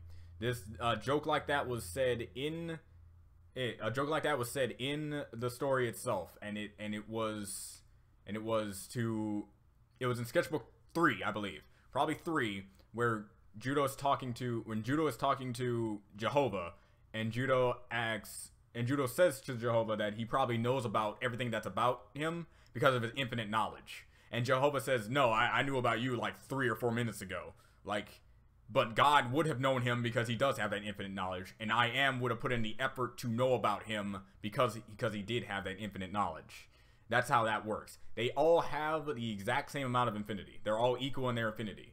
It's just how they use it is what is determined. So Jehovah can beat Lucifer and anyone. But in the grand scheme of things, for Jehovah's character, he would let Lucifer win if it was just Jehovah versus Lucifer. Basically. It's all about personality when it comes to these characters. I am would be in a stalemate to almost overtaking Lucifer, because he would put up just a fight but not try to hurt him, because he cares about Lucifer, because Lucifer was once his friend. if you know about the biblical story of that. And God would just straight up obliterate Lucifer if Lucifer ever got too out of hand for him to, for people to handle. It is, how do I say this without being overly complicated here? All right, you got heaven and you got hell. They're all in their own separate realities, and they all have their own separate time. Time in hell isn't branchable. You cannot go to a separate timeline in hell. It's only a straightforward path. And if you were to go back in time in hell, you will not start a different timeline through that. You will only just affect the main timeline that's still connected to the main timeline in both the main universe and heaven itself. Heaven itself, time is stopped. If you're in heaven, you do not age, you do not do anything. It just doesn't exist in heaven. Now, to get into the complicated matter of the universe. The universe has multiple different timelines, so different timelines are connected to the same heaven and hell. So the only type of multiverse that's in the story is all different timelines that are connected to the main timeline of the universe that just happen to branch off.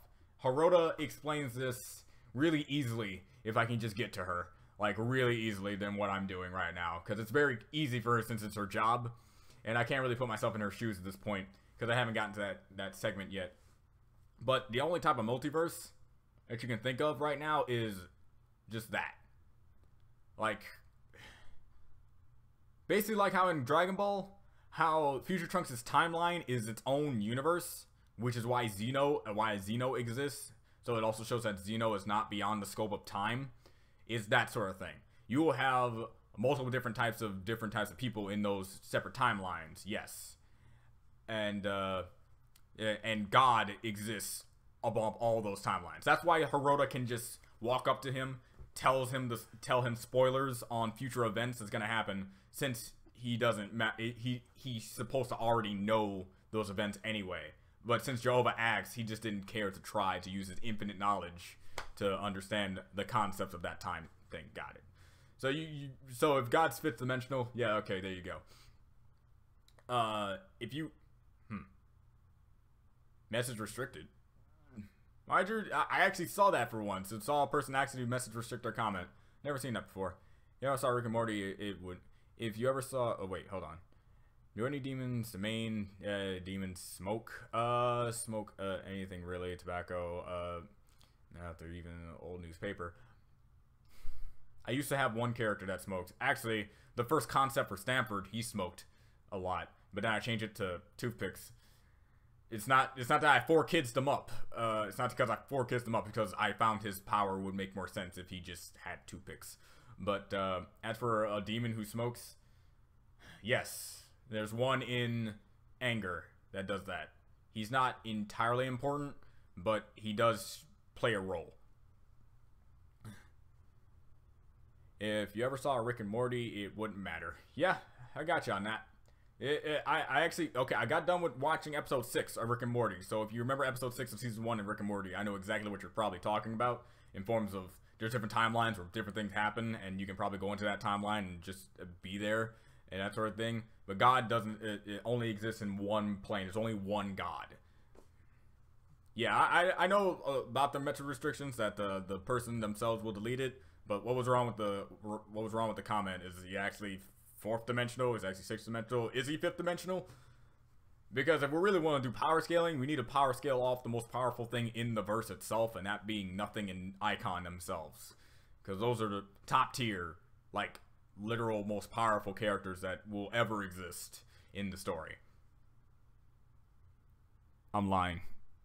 But I might as well say it like that, because revealing the existence of other characters would probably be spoilerific at this point.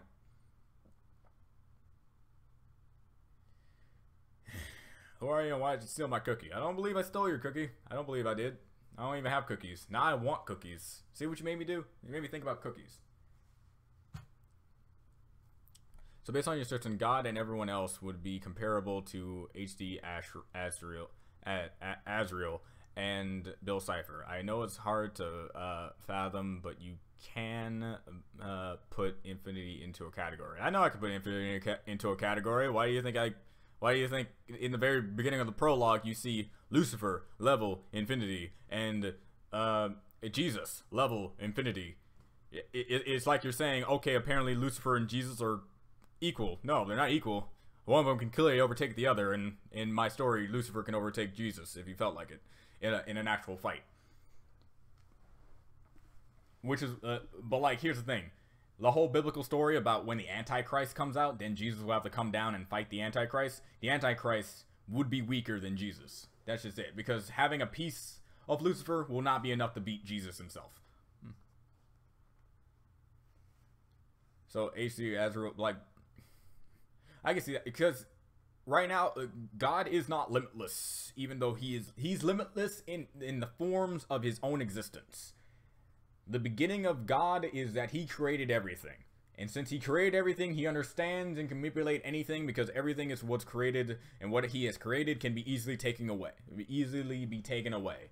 However, there are beings that are beyond the scope of his own universe that he created that can outweigh him if they made things or did things that God does not know God did not know could exist. He could probably counteract those things with his own forms of control. However, he could get over the fact that he can be overtaken means he could be overtaken. So, like that. But if you get into the concept of nothing and icon, they are above everything. Can it be most powerful if nobody knows what it does? Yes. I think I got through saying that. I should have read that first before going off on that tangent. Like, I want to talk about the beginning of the story, but I kind of don't want to, because it's kind of spoiler. My plan work. Also, did you react to the Junkrat and Roadhog mini short? I want to do that. I definitely do. Jesus level, infinity, Lucid level, slightly bigger infinity, shop owner Jack, shop owner Jack, level, do I know? Never into religious stories aside from Azra's Wrath, but I'll give your comic a read. It's not really on the religious aspect, trust me. In fact, it actually puts a bit of a spin on it that makes it so it's like religion doesn't even matter anymore as long as you know it. If it exists, there's no point of having a religion about it. To me, religions are all about believing in what you don't see and hoping that it does exist beyond the scope of depth. So that's what my interpretation of it was, since we never actually saw any of these gods that we're currently believing in. But in my story, no one's religious because they already know what is after death and what's waiting for them if they do the things that they do. So they just know to live life the best way that they know they need to in the scope of the eyes that of God that they know exists. So there's no one in the story that does not know that God doesn't exist. If there are, they're either really young or just doesn't understand the concept of what God was.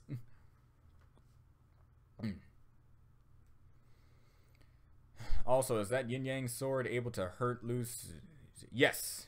Yes. The sword, the blades that Judo has is beyond the scope of recognition, and I can tell you this: they can even kill the likes of God himself if, you know, given the opportunity. That those blades want to talk more, darn it. But yes, those blades can kill Lucifer. It also can kill Jesus. It can kill God. It can kill it can kill Jehovah, I am, and God.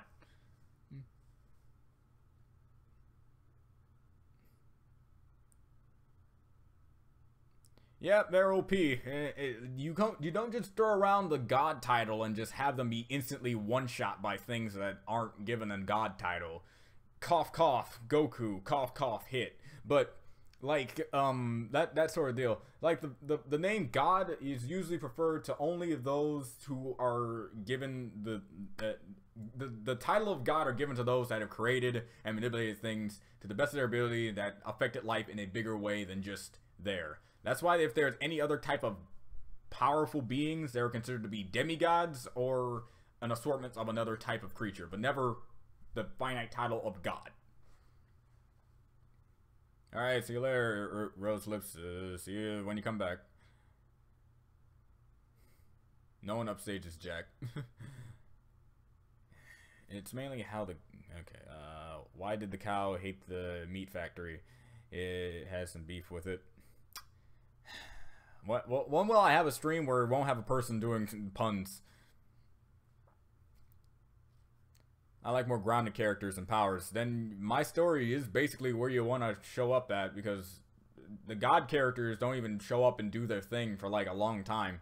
You only stick around the characters who actually have a nice means to die, even if they are kind of like city block level. Like they still have an easy chance to die. Like right now, Judo's current level, if you want to put in like the tier system, is a multi-city block level threat. If you're doing like attack potency, he's basically tier 0 for that, for like strength, but like it's a matter of that he's not that fast. He's not going to be able to hit everything that's faster than him.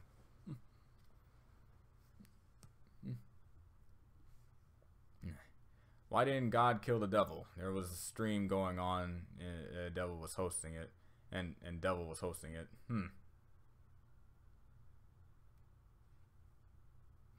Why didn't God kill the devil? Well, in my personal opinion, God didn't kill the devil because the devil was once his friend. Think about it. You had your best friend your entire world, and who've been with you for years on end. And we're talking like God levels of years. So we're not talking like, oh, he's been with you for 50 or 80 years. No, we're talking like hundreds of thousands of millions of years. Just being with one another, understanding one another. Then suddenly he turns on you. What do? Do you just take a gun and shoot him in the head? No. You can't just shoot your friend in the head. Then you weren't really friends. For me, in my personal opinion, for God's sake, he didn't do it because he couldn't do it.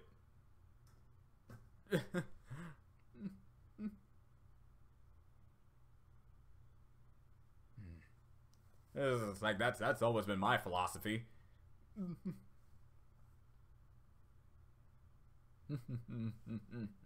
Bloodstreams, no. Because Jesus didn't do them. Yeah, I can see I am doing dishes because Jesus didn't do them. Then he'd kindly tell God to kindly tell Jesus to do it, and then he probably still wouldn't do it. Then he would probably show Flash God, the actual God himself, and then he'd realize that he's just messing with his wrong daddy. Tier 0 without a lot of proof and setup. Tell me what tier 0's proof and setup is, so I can let you know, probably, because to tell you the truth, I do believe. Tell me what tier 0 is all about. Please.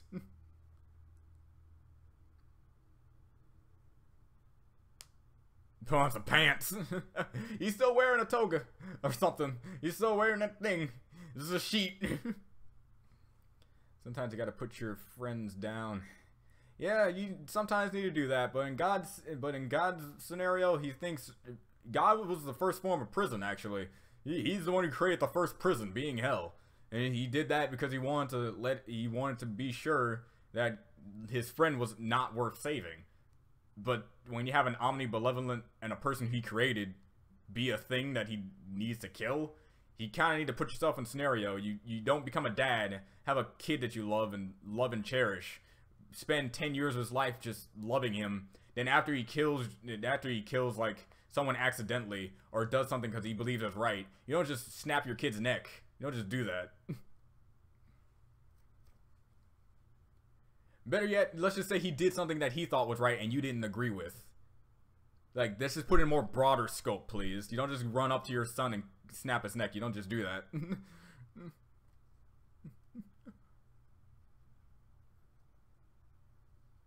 But seriously, Grey Fang, I need to know about tier 0 type characters. I want to see if the character I do have in mind is actually in that ranking. Because I don't want to throw it out with no actual context.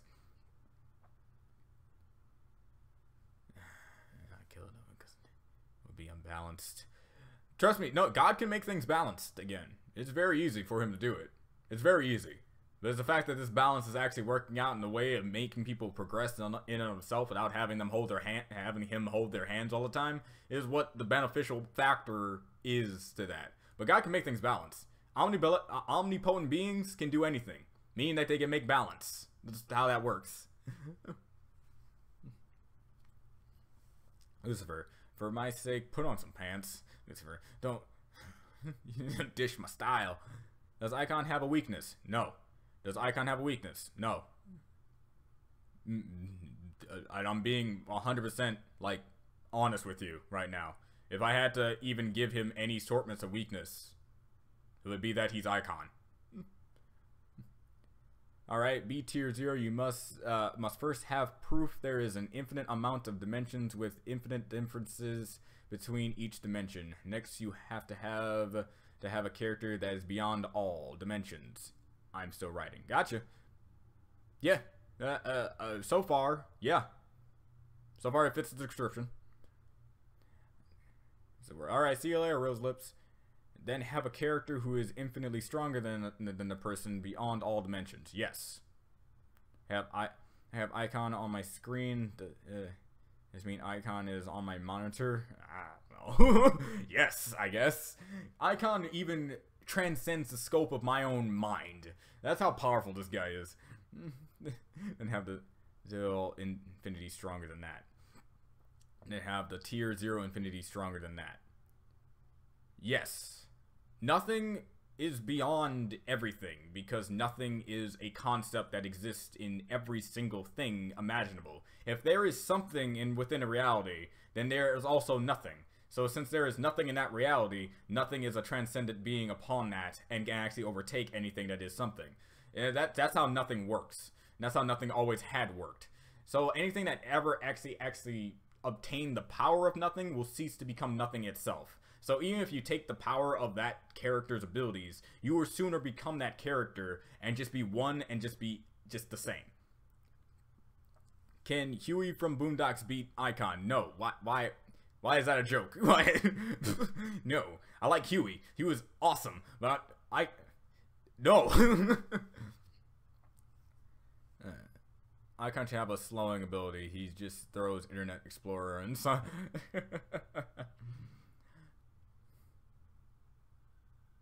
I'm sorry, Huey with the power glove. Oh, clearly that just puts up much of a difference. I don't think Icon can handle something like that. I think he'll grovel in fear due to the mightiness of the power glove.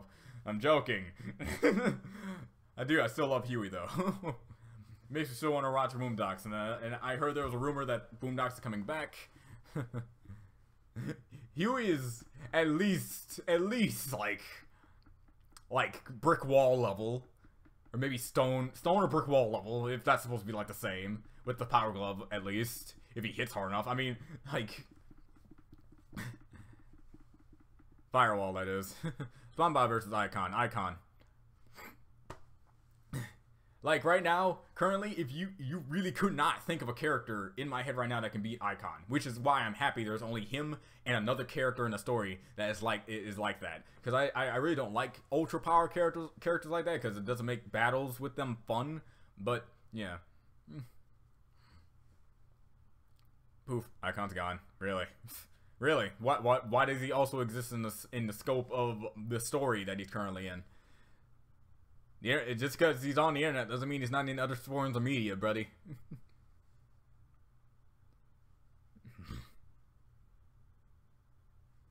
Yeah, but fire being kicked through a concrete wall. Yeah, that's what I mean. He's durable enough to get kicked through a concrete wall, so I can at least believe that he can probably take one down. Yeah, go to a restaurant. What would he order? He would order... I'm not trying to be funny. I'm really not. He would really order nothing. Because he doesn't eat. So... The only reason why he has tea with a Horota is because he finds it entertaining for him. Icon doesn't eat. Thank you for the joke that I did. That's why his name's Icon, because he's iconic. Man, that's literally why, well, it's not literally why his name is Icon, but that's one of the main things about Icon. He's iconic. Everyone in the story knows him. From main characters to the random background side characters that you're only going to see in that one panel. Everyone knows Icon, and that's why he's so iconic to everybody. Yes. Also, one more rule. There can have only be one tier 0 character, but you probably already knew that. Yeah, there's only one tier 0 character, and that being nothing. Nothing of itself is a tier 0 character. He is beyond the scope of everything. He's just unfathomably unbelievable. He himself can wipe out the fabric of reality, but again, due to his personality, kind of doesn't want to. So yeah. It's not a circle fan, it's my mic.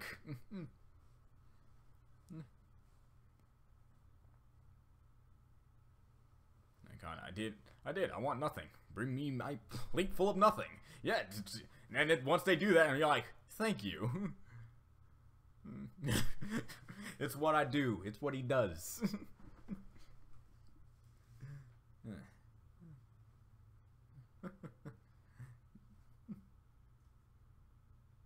Nah, they didn't know it was a joke because I would get confused if this is actually a circle fan. Honestly. A character that can beat Icon. Could that character beat Icon? Depends. What can your character do? Can your character just blip things out of existence without even thinking? Because some god characters need to have a thought to think, need to think away something. Icon doesn't. It's just gone. Even if he didn't intend to do it, it's gone.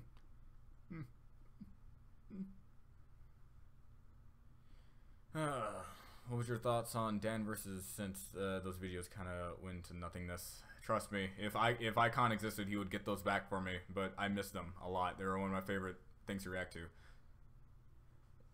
Is a Mary Sue character? I wouldn't call him a Mary Sue character. He kills off like a lot of people that people like a lot of them. He already, like, the main one he killed off was like one of people's favorite characters, honestly. It's funny. Here's a potato. Here, destroy Icon. Icon does not like potatoes, so since he does not like potatoes, he has some type of allergic reaction to it, thus making him die and leave away from existence, obviously. No. Azoff is not a Mary Sue. Nah. Azathoth? Nah, I believe not. Gary Stew, you mean? Gary Stew? like, Icon's entire character revolves around his own thing. Icon versus nothing, actually. Like, Icon's own existence only exists because of nothing. Nothing gave him his abilities, so he could do what he did. So if you want, like, the closest thing to a tier 0 character, you got their tier 0 character and the closest thing to it that Icon can possibly get to. Icon can, nothing can obliterate Icon if it felt like it. But since Icon is of use to nothing, he is of use to nothing, he keeps him around.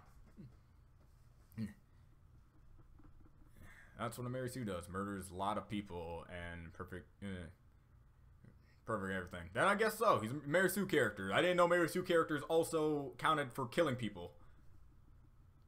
That the delete trash can, he would survive because he will exist in the minds of everyone who ever remembered him. Maybe. The only way you can kill Icon is by also making so that he drops off the face of the planet by getting rid of everything of existence that he has and also killing me off. And making sure I stop existing. Sounds like nothing is tier 0 and Icon is like tier high 1A. Yeah, that's pretty much it. Icon can pretty much do anything you probably ever think he ever could do.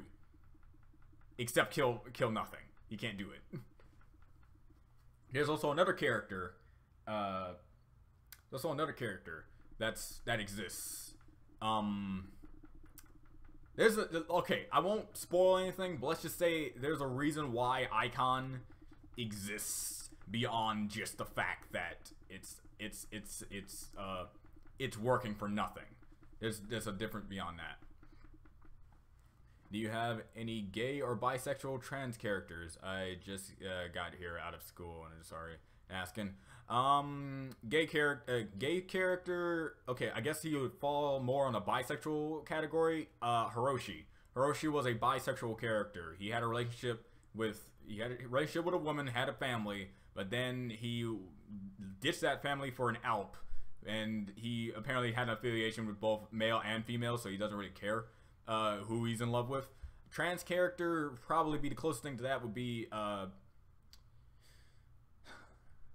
I'm gonna stop myself because I almost spoiled something pretty big, actually. Okay. Oh man. Oh, but there is a trans character. But it's probably not the trans that you probably know through, like, you know, conventional means. But he exists. They exist. Almost said it. Oh god. Okay. But those who are reading the story and remember how I act here, and you see the hints I'm gonna drop, you'll probably already know who it is.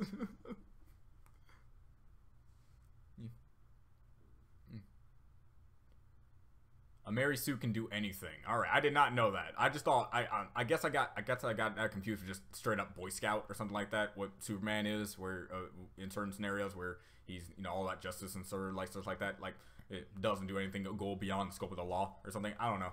But Mary Sue, yeah, I didn't know that. So yeah, Icon's a huge Mary Sue. I think I might make a joke about that later on. I think I might make a joke. You know how Icon has different names for everyone he ever interacts with? I'm gonna have someone call him Mary Sue. Just to mess with that fact. Same time, you could call him Icon Mary Sue. Not everyone likes him at the same time. There are people who see beyond his bullshit.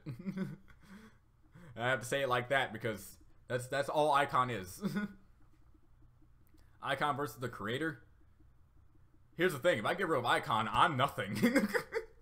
And I mean that in a sincere way. Icon pretty much structurized the story for me way better than I can do it without him. So close. Also, Mary Sue villain is okay, but if you have your villain show weakness, they will no longer be menacing and actually become a person, therefore good for a redemption arc. Let's see here. I think Sagi holds that title. Sagi has no endearing traits that will make her ever turn into a redemption arc story. Like, really. Even people for Hiroshi, a guy who I made do crazy things, people still believe that he can have a redemption arc. Mostly because after the whole flashback scenario that I did with Icon messing with him, yes, he definitely can have a redemption arc, but the fact in the matter that they were in the moment where people didn't know about that secondary thing that happened to Hiroshi, people still thought that he could be redeemed. Mary Sue can one-shot everyone else in the series. Everyone like them. In bad cases is a despicable character. Can do anything wrong, and if it does, nobody calls him out. And then yeah, that's pretty much like a primary definition of Icon then. Icon is Discord confirmed. He can definitely do things of Discord, but like in terms of like limitations, yeah, Icon has Discord beat. Because you can't seal Icon. Like, you can't seal him. Like, it's impossible. Like, nothing that can seal him.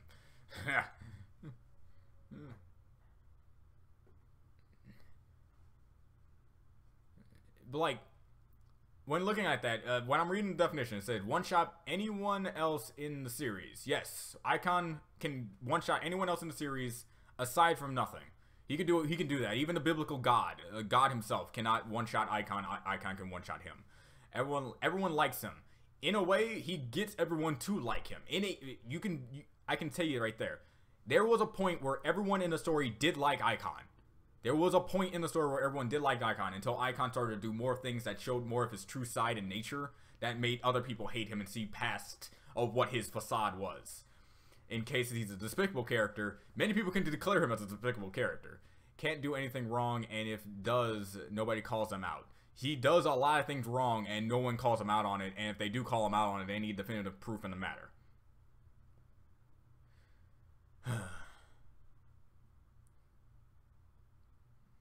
Self-corrected. Yeah, but power doesn't equal Mary Sue. I believe that. Power alone does not equal Mary Sue. I guess it also means a personality and what they do, I guess. Got to a transgender, only referred to with them pronouns. Closest, right now, Zodi. Zodi right now is accused with them pronouns, but I'm not saying that that they are a transgender thing. I'll let you guys know later on in the story. You'll find out what Zodi is, and that's currently in the newest update. If you want to know who Zodi is, go to my DeviantArt. It's in the recent updates. That's about it. When it comes to a transgender that's been used with them pronouns. Also, there's Xenon.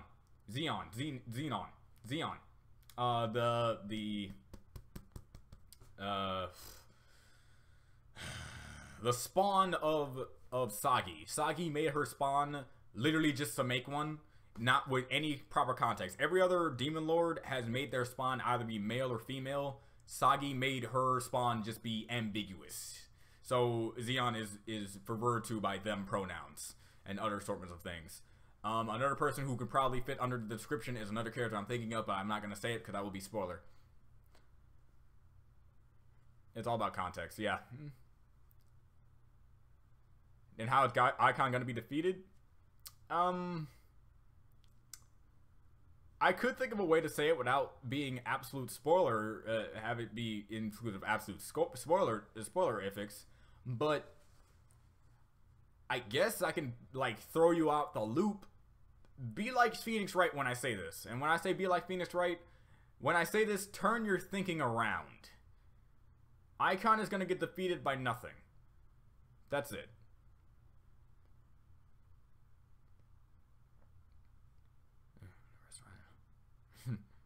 Icon down. He skips the bill in a restaurant and order hunts him down. Yeah, that nothing he ordered. Boy, howdy, he needed to put at least a tip on that.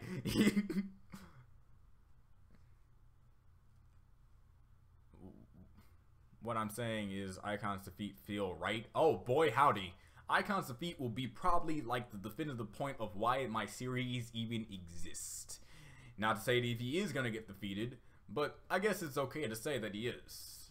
Just to let you guys know. Icon is not 100% invincible. Nothing can defeat him, sure, but also nothing can defeat him. So, possibilities. Also, people who think gag equal infinite is a fallacy. It's based on feats. Yeah, like One Punch Man. Right now, One Punch Man has not even shown like what his fullest potential can be. But definitely, just because he's called One Punch Man, is called a gag character or something like that, doesn't mean that he can defeat anyone. If you compare the feats, he's not even like close to like probably like Frieza Saga Frieza Saga Goku level or something.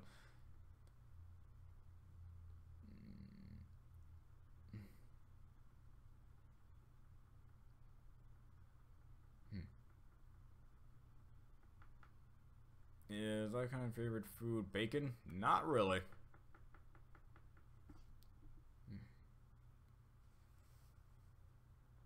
Asthma? ASMR? Is that like... You're talking about like those things that people do with their voice and stuff? What is ASMR?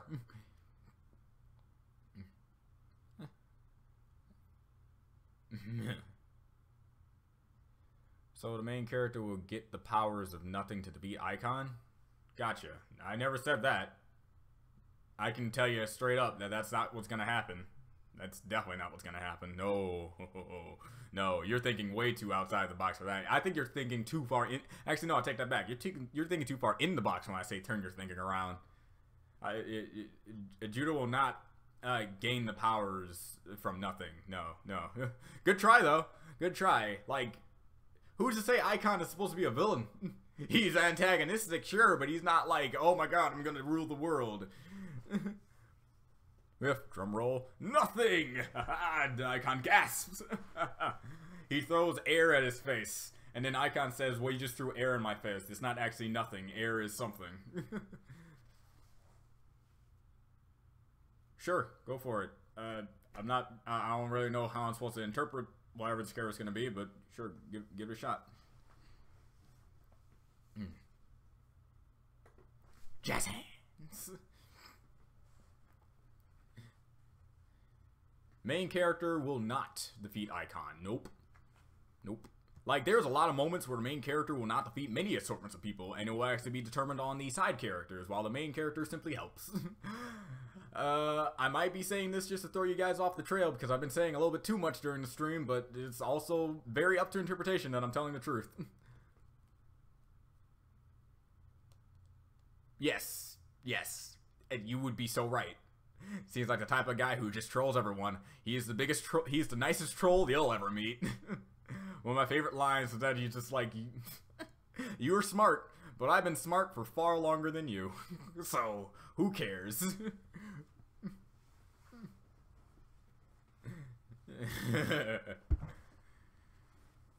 Link through Discord because links are blocked. Alright. Ah, Jesus Christ!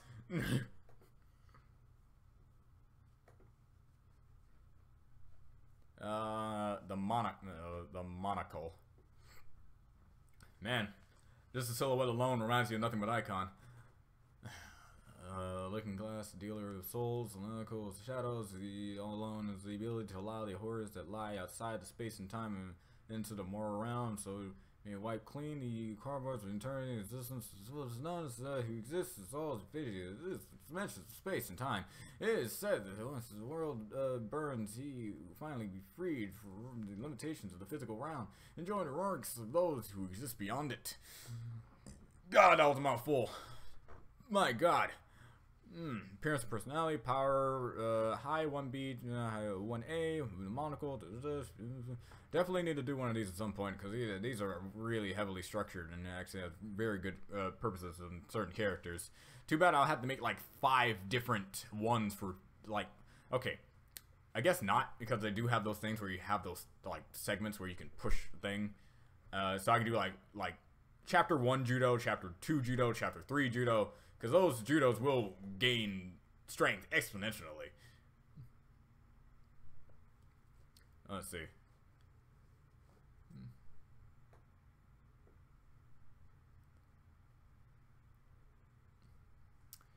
Icon in Ladybug's costume.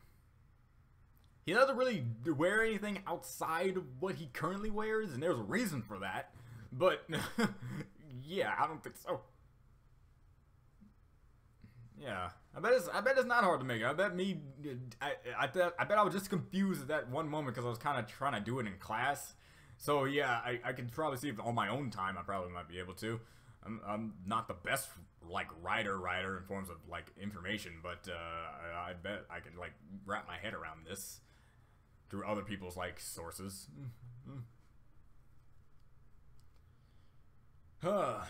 At first the stream was supposed to be short, but now I see this is going to be as long as any other ones. Crippling, I didn't leap in. There is no alternate version of Icon. There is no alternate version of Icon. There is an alternate reality. However, there's only one Icon. Since Icon also exists off of beyond the scope of what reality is, because as long as he's with nothing, that is. As long as he has his powers of nothing, that's nothing that gave him. He exists beyond the scope of both time, space, reality itself.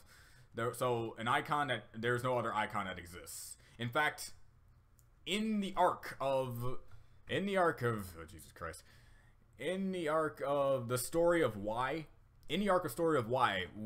there's like an underlying theme of that exact thing. If you keep that in your mind. After the 55 billion years when I finally get to that part in the story. Icon, serious face, you know, bring me my skin tight? Skin tight? No, Jesus Christ. Icon is the devil confirmed. Ha! The devil wishes he was Icon. I have like 20 icons on my screen. Like, Sonic Chew, really? You think Sonic Chew can beat Icon? Look, I've only known Sonic Chew for like a portion of my life. Only because someone forced me into it. Trust me, Sonic Chew ain't got nothing on Icon. Especially what Icon can do.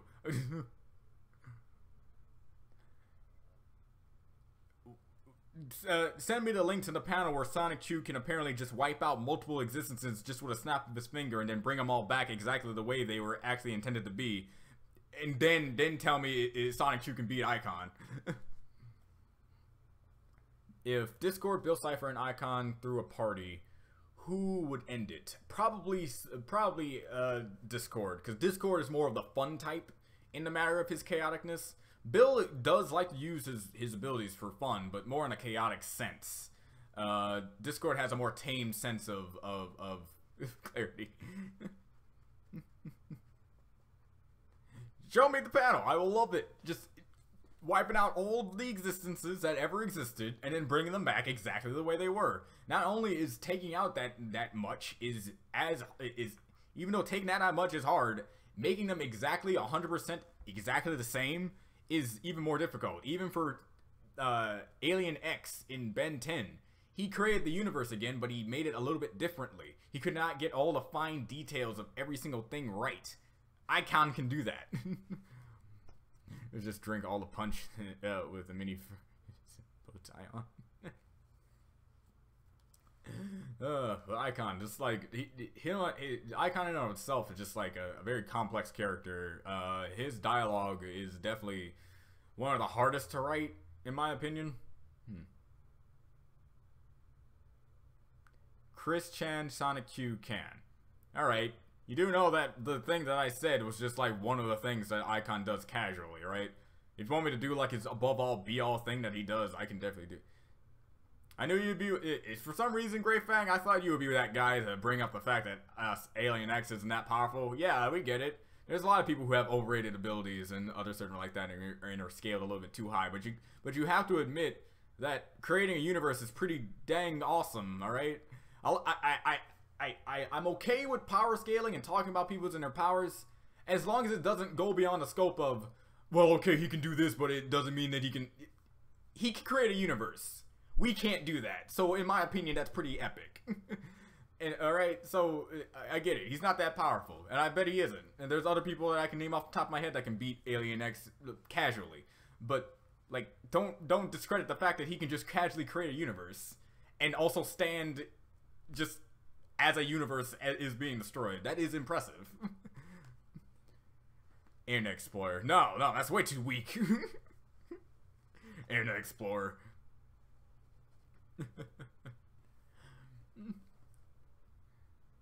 Not denying that, nor think that's not epic. Just like, but anyway, but I will also agree with people saying that that since he can do that, he can go beyond the scope of anything.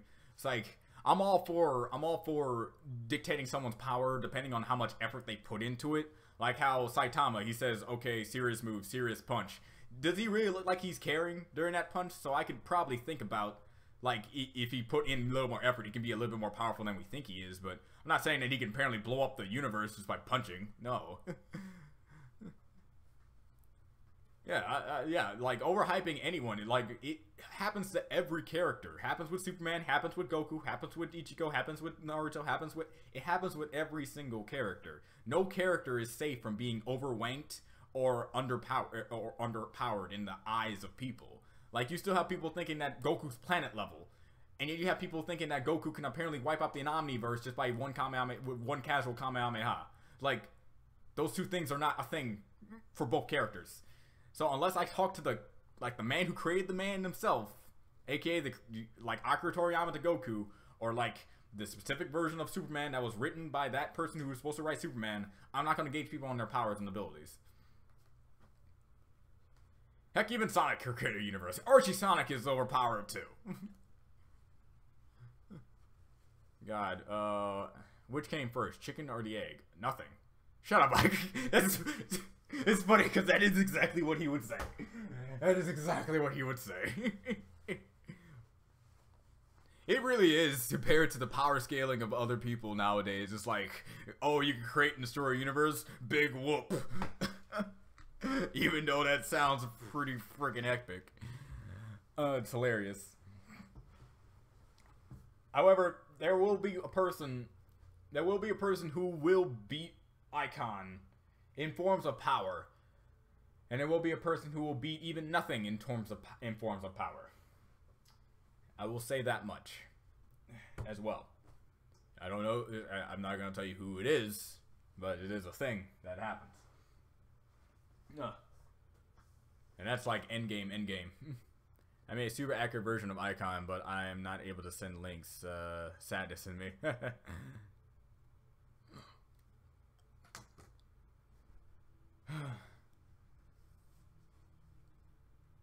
So, really though, like, for Icon's sake, when it is time for him to inevitably leave the story, I hope I do write it in a way that both seems justified, and yeah, just both seems justified.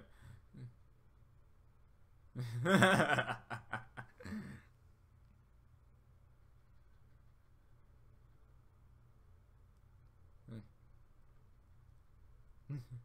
now. Alright, see you later, Iridium. And remember, Icon's weakness is potatoes. Sure. Sure. I might just to spite this one conversation we're having in this one stream, I might have Icon eat potato chips and potato related things just to show how that's not true. Just to spite this one matter. Just that's it. I'm probably gonna forget, but just let it be on record. I am his weakness.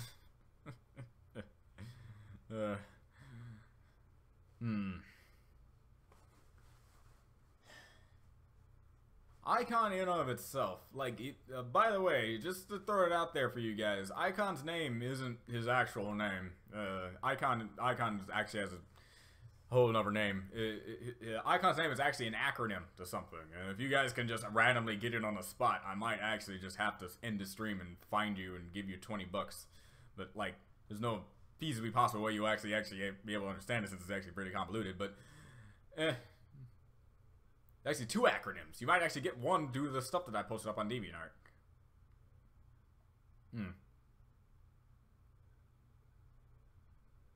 Yeah.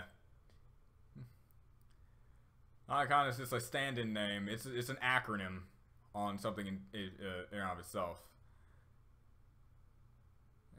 Icon giving Jehovah epileptic seizure with pencil flashlight. All right, that's one way to put it. Oh, okay. Good to see you staying here. I don't know when exactly I'm ending the stream, so who knows. That's Icon's meeting. International Council of Museums. Really? No. No.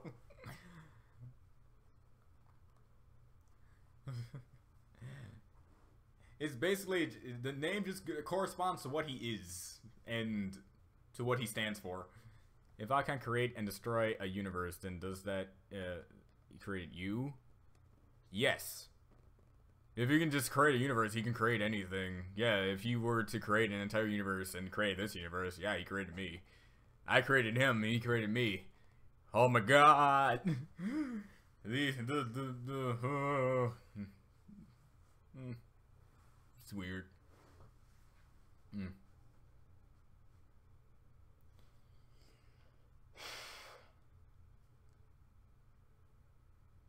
I came with nothing. You are close. Let's just say you got 1 out of the 4 things right. And I think you, if you know about obviousness, I think you already know which one you got right out of the 4. Since you know the meaning, that means I get the 20 bucks, right? I know the meaning. I get the 20 bucks. I don't know about you.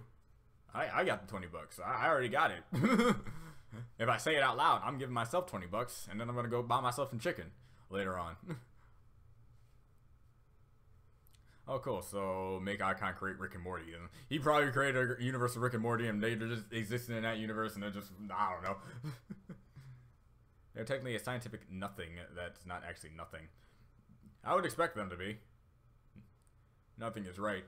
The concept of what nothing is in my story is the fact of this: if there is nothing there, it is probably it. But since something is always being occupied, even space is considered a something since it's made up of various things of the particles of the universe.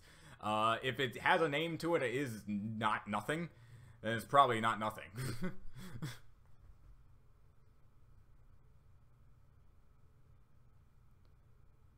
Weird short comic ideas of of Icon out of characters. Actually, I was thinking about, I actually do have a Icon related story in my head, and I'm hoping to actually make it into like a short at some point. It's a Valentine's Day special dealio. So if I'm able to get it done before next Valentine's Day rolls around, I would love to show it. And I think it's really precious. Like it's like if I ever wanted to give Icon a true defined character, it's that short. And I do want to actually bring it out to the world.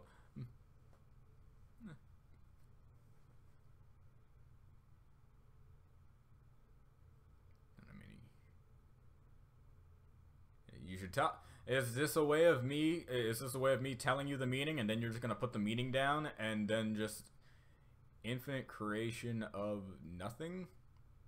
That's actually a nice try. I actually admit, for your first try, that's actually a nice try. But no, it's still the nothing part. The nothing part is the only part people are gonna get right. It's the only thing that's obvious. That's part of the name. Icon, immortal cookie of Nutella. Obviously, no. Because icon is a something that is nothing. I guess that's a hint for you of what the acronym is. Like how Lucifer imprisonment is basically a timeout. Yeah, it basically is. That's really what it was. It's like, you've been bad, Lucifer. Timeout in the hell den that you're never gonna leave from unless you apparently get a son somehow. That's really it. And there's a thing about hell that's an underlying thing that's in the story, and that will be, I care of nothing. Again, nothing, yes. Everything else, no. Let's just, okay. Yes, you got two things right now. You got two things right. And you got two things. You got the nothing part right, and you got something else right in that last try.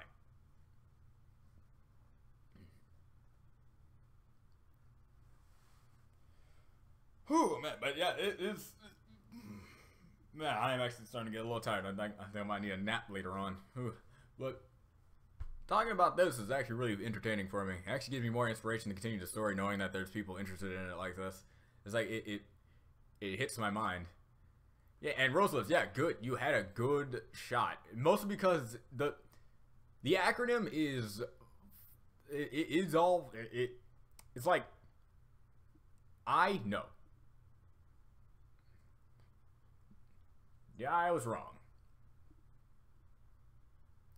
Dad, can I go back to my room now? God, not until you pull on them pants.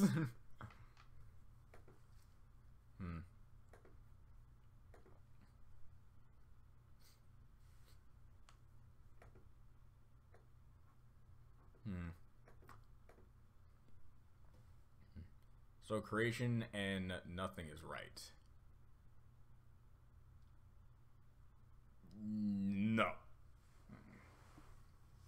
No. Nothing and of is right, actually.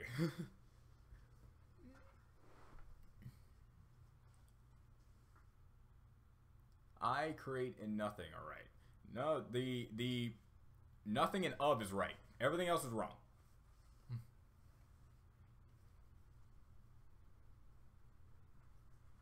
The I and create, they're wrong. Nothing and of. Yeah, it's a complicated one. I don't really expect you guys to really get it. But if you all give up, I can just tell you it's fine. It's not really anything spoiler-tastic. It's really not. I can just say it right now, and it won't really change much about what you know of the character. Towards a ruse. I mean, it's not like detrimental to the story or anything if you know Icon's meaning behind his name. Probably maybe the second meaning, but not the first one. Idea that Lucifer entertaining himself with sock puppet shows. That'd be funny. Because Lucifer, just like God, has forms, just like how God has. So like how there's a Jehovah, I am, and God, there's like 3 parts of Lucifer. And there may or may not be a 4th part that they are currently concealing away from each other. Before he created the doubles, igneous Gobat of nothing. No.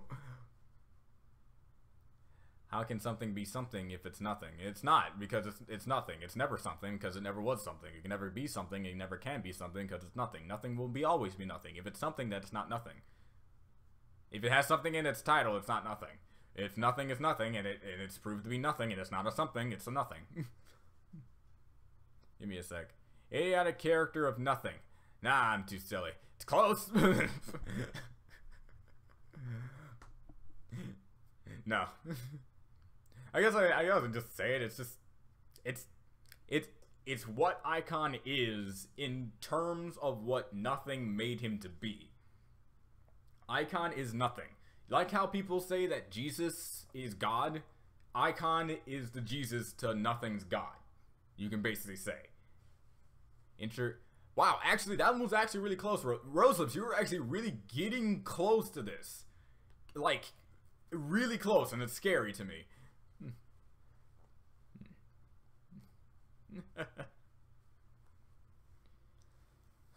So, like, yeah, it's something. It's like, it's not, like, in terms of wording, it's not 100% correct, but at least you can kind of get the feel of what I'm getting at.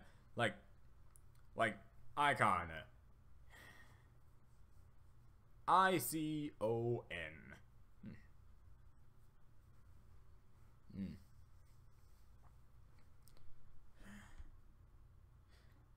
But, okay, I guess I can just say it out.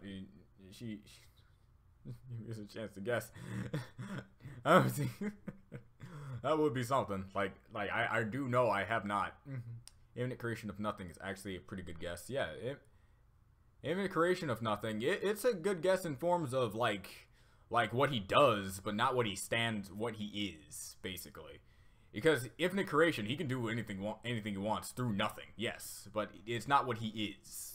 Icon's name stands for what he is and not what he does. If that makes more sense.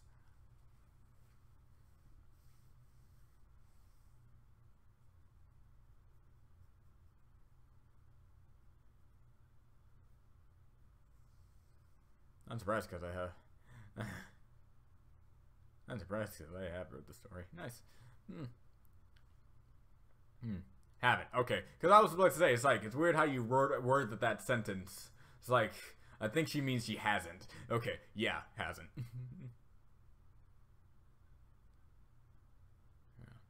Intern client of nothing. Again, kind of close. Because it involves, because his name isn't his own. So it kind of fits that. Alright.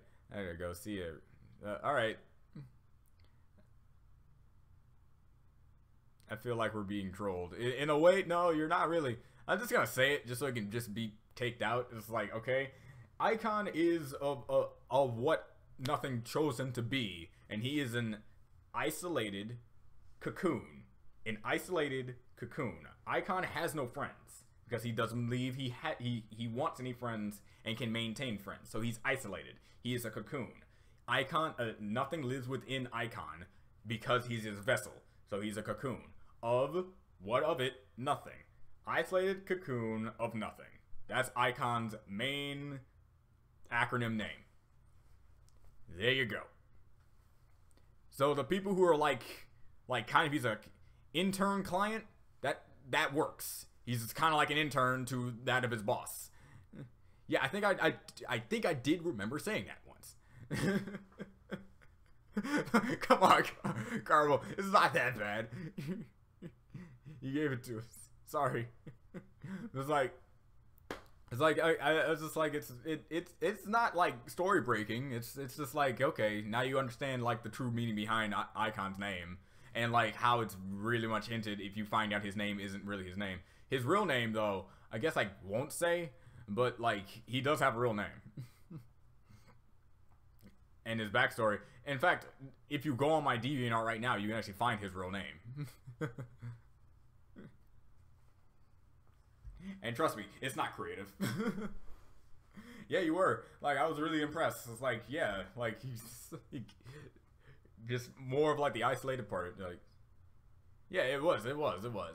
I'm not gonna make you guess, like, the second acronym, because it's actually actual names. It's actually names. The acronym is other people's names. So, like, I'm not gonna make you have to guess that unless you go to my DeviantArt and find out there.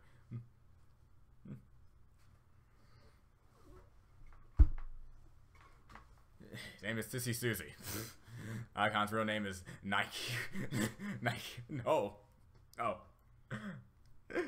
However, I have to say, you're not entirely off on that. You're not entirely off. You can laugh, but you're not actually entirely off about his real name. The biggest hint I can tell you is that nothing wasn't always a part of his life. There you go. That's your hint.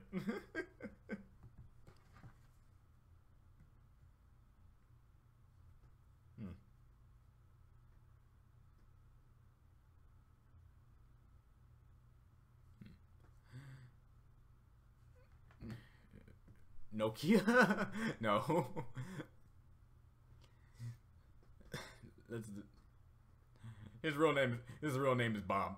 I wish it was. However, I think I remember him calling himself Bob once to one of the people. He goes by many names, only one of which is actually his name.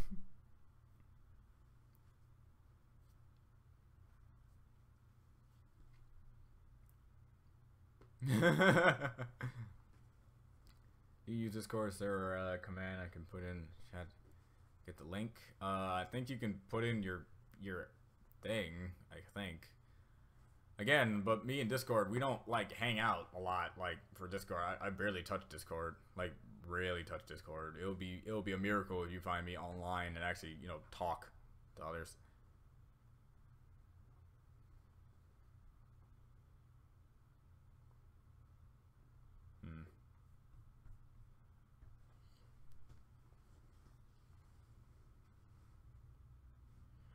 No needs better than Jack. No prob. Drawing stuff on my sketch. I mean, if icon. Were you here when I said it? Were you here when I said it? I don't know if you were. It's isolated cocoon of nothing. If you're trying to figure out the second one, you're probably not because it's like other people's names. So it's like, yeah, you have a better chance just guessing his actual name. And the biggest hint I could ever even say to you guys will be so obvious. Like it won't even. If you spell icon the way you spell it, you're spelling it wrong. That's how you're spelling his name. You're spelling Icon's name wrong if you spell icon. That's it. But you're basically in a ballpark if you spell icon.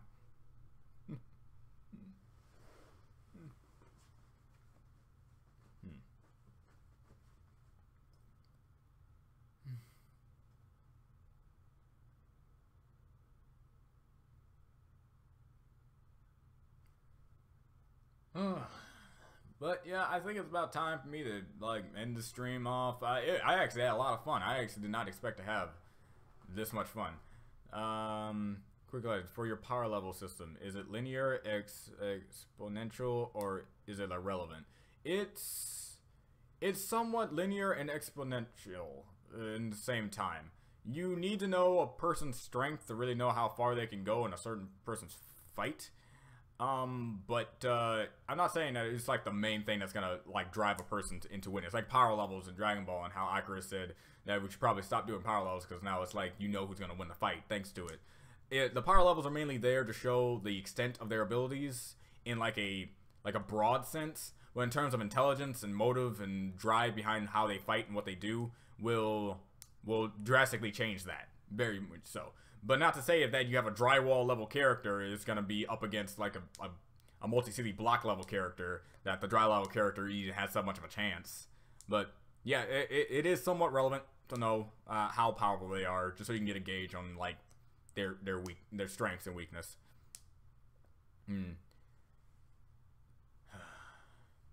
Another idea for Icon short comic. Icon using umbrellas, right? Alright, no. Icon. What's the other one? I need to know. Alcone. Okay, let's see. First I need to just... It's on my DeviantArt, so if I just find them and then say it out loud like that. Just for as long as I can just scroll down all the way. Because it's in characterless. Hold on. Okay, here they are. Icon's abbreviated, Icon's acronym, second acronym name is Ivan, Kara, Oana, Oana, and nothing. There you go. Happy? Are you happy?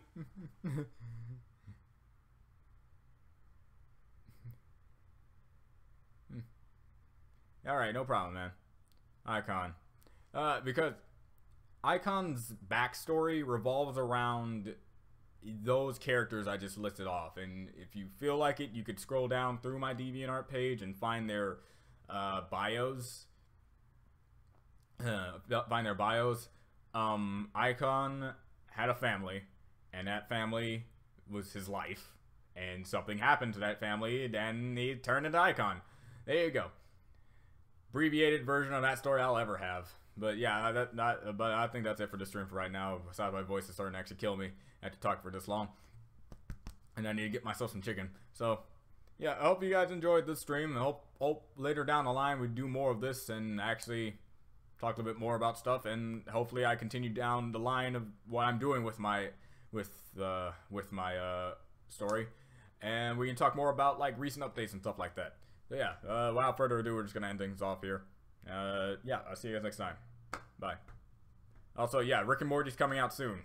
Also, and next stream's coming next Friday. No more long-term streams in a very short time frame. That's the end of that. Next Friday is next stream. Okay.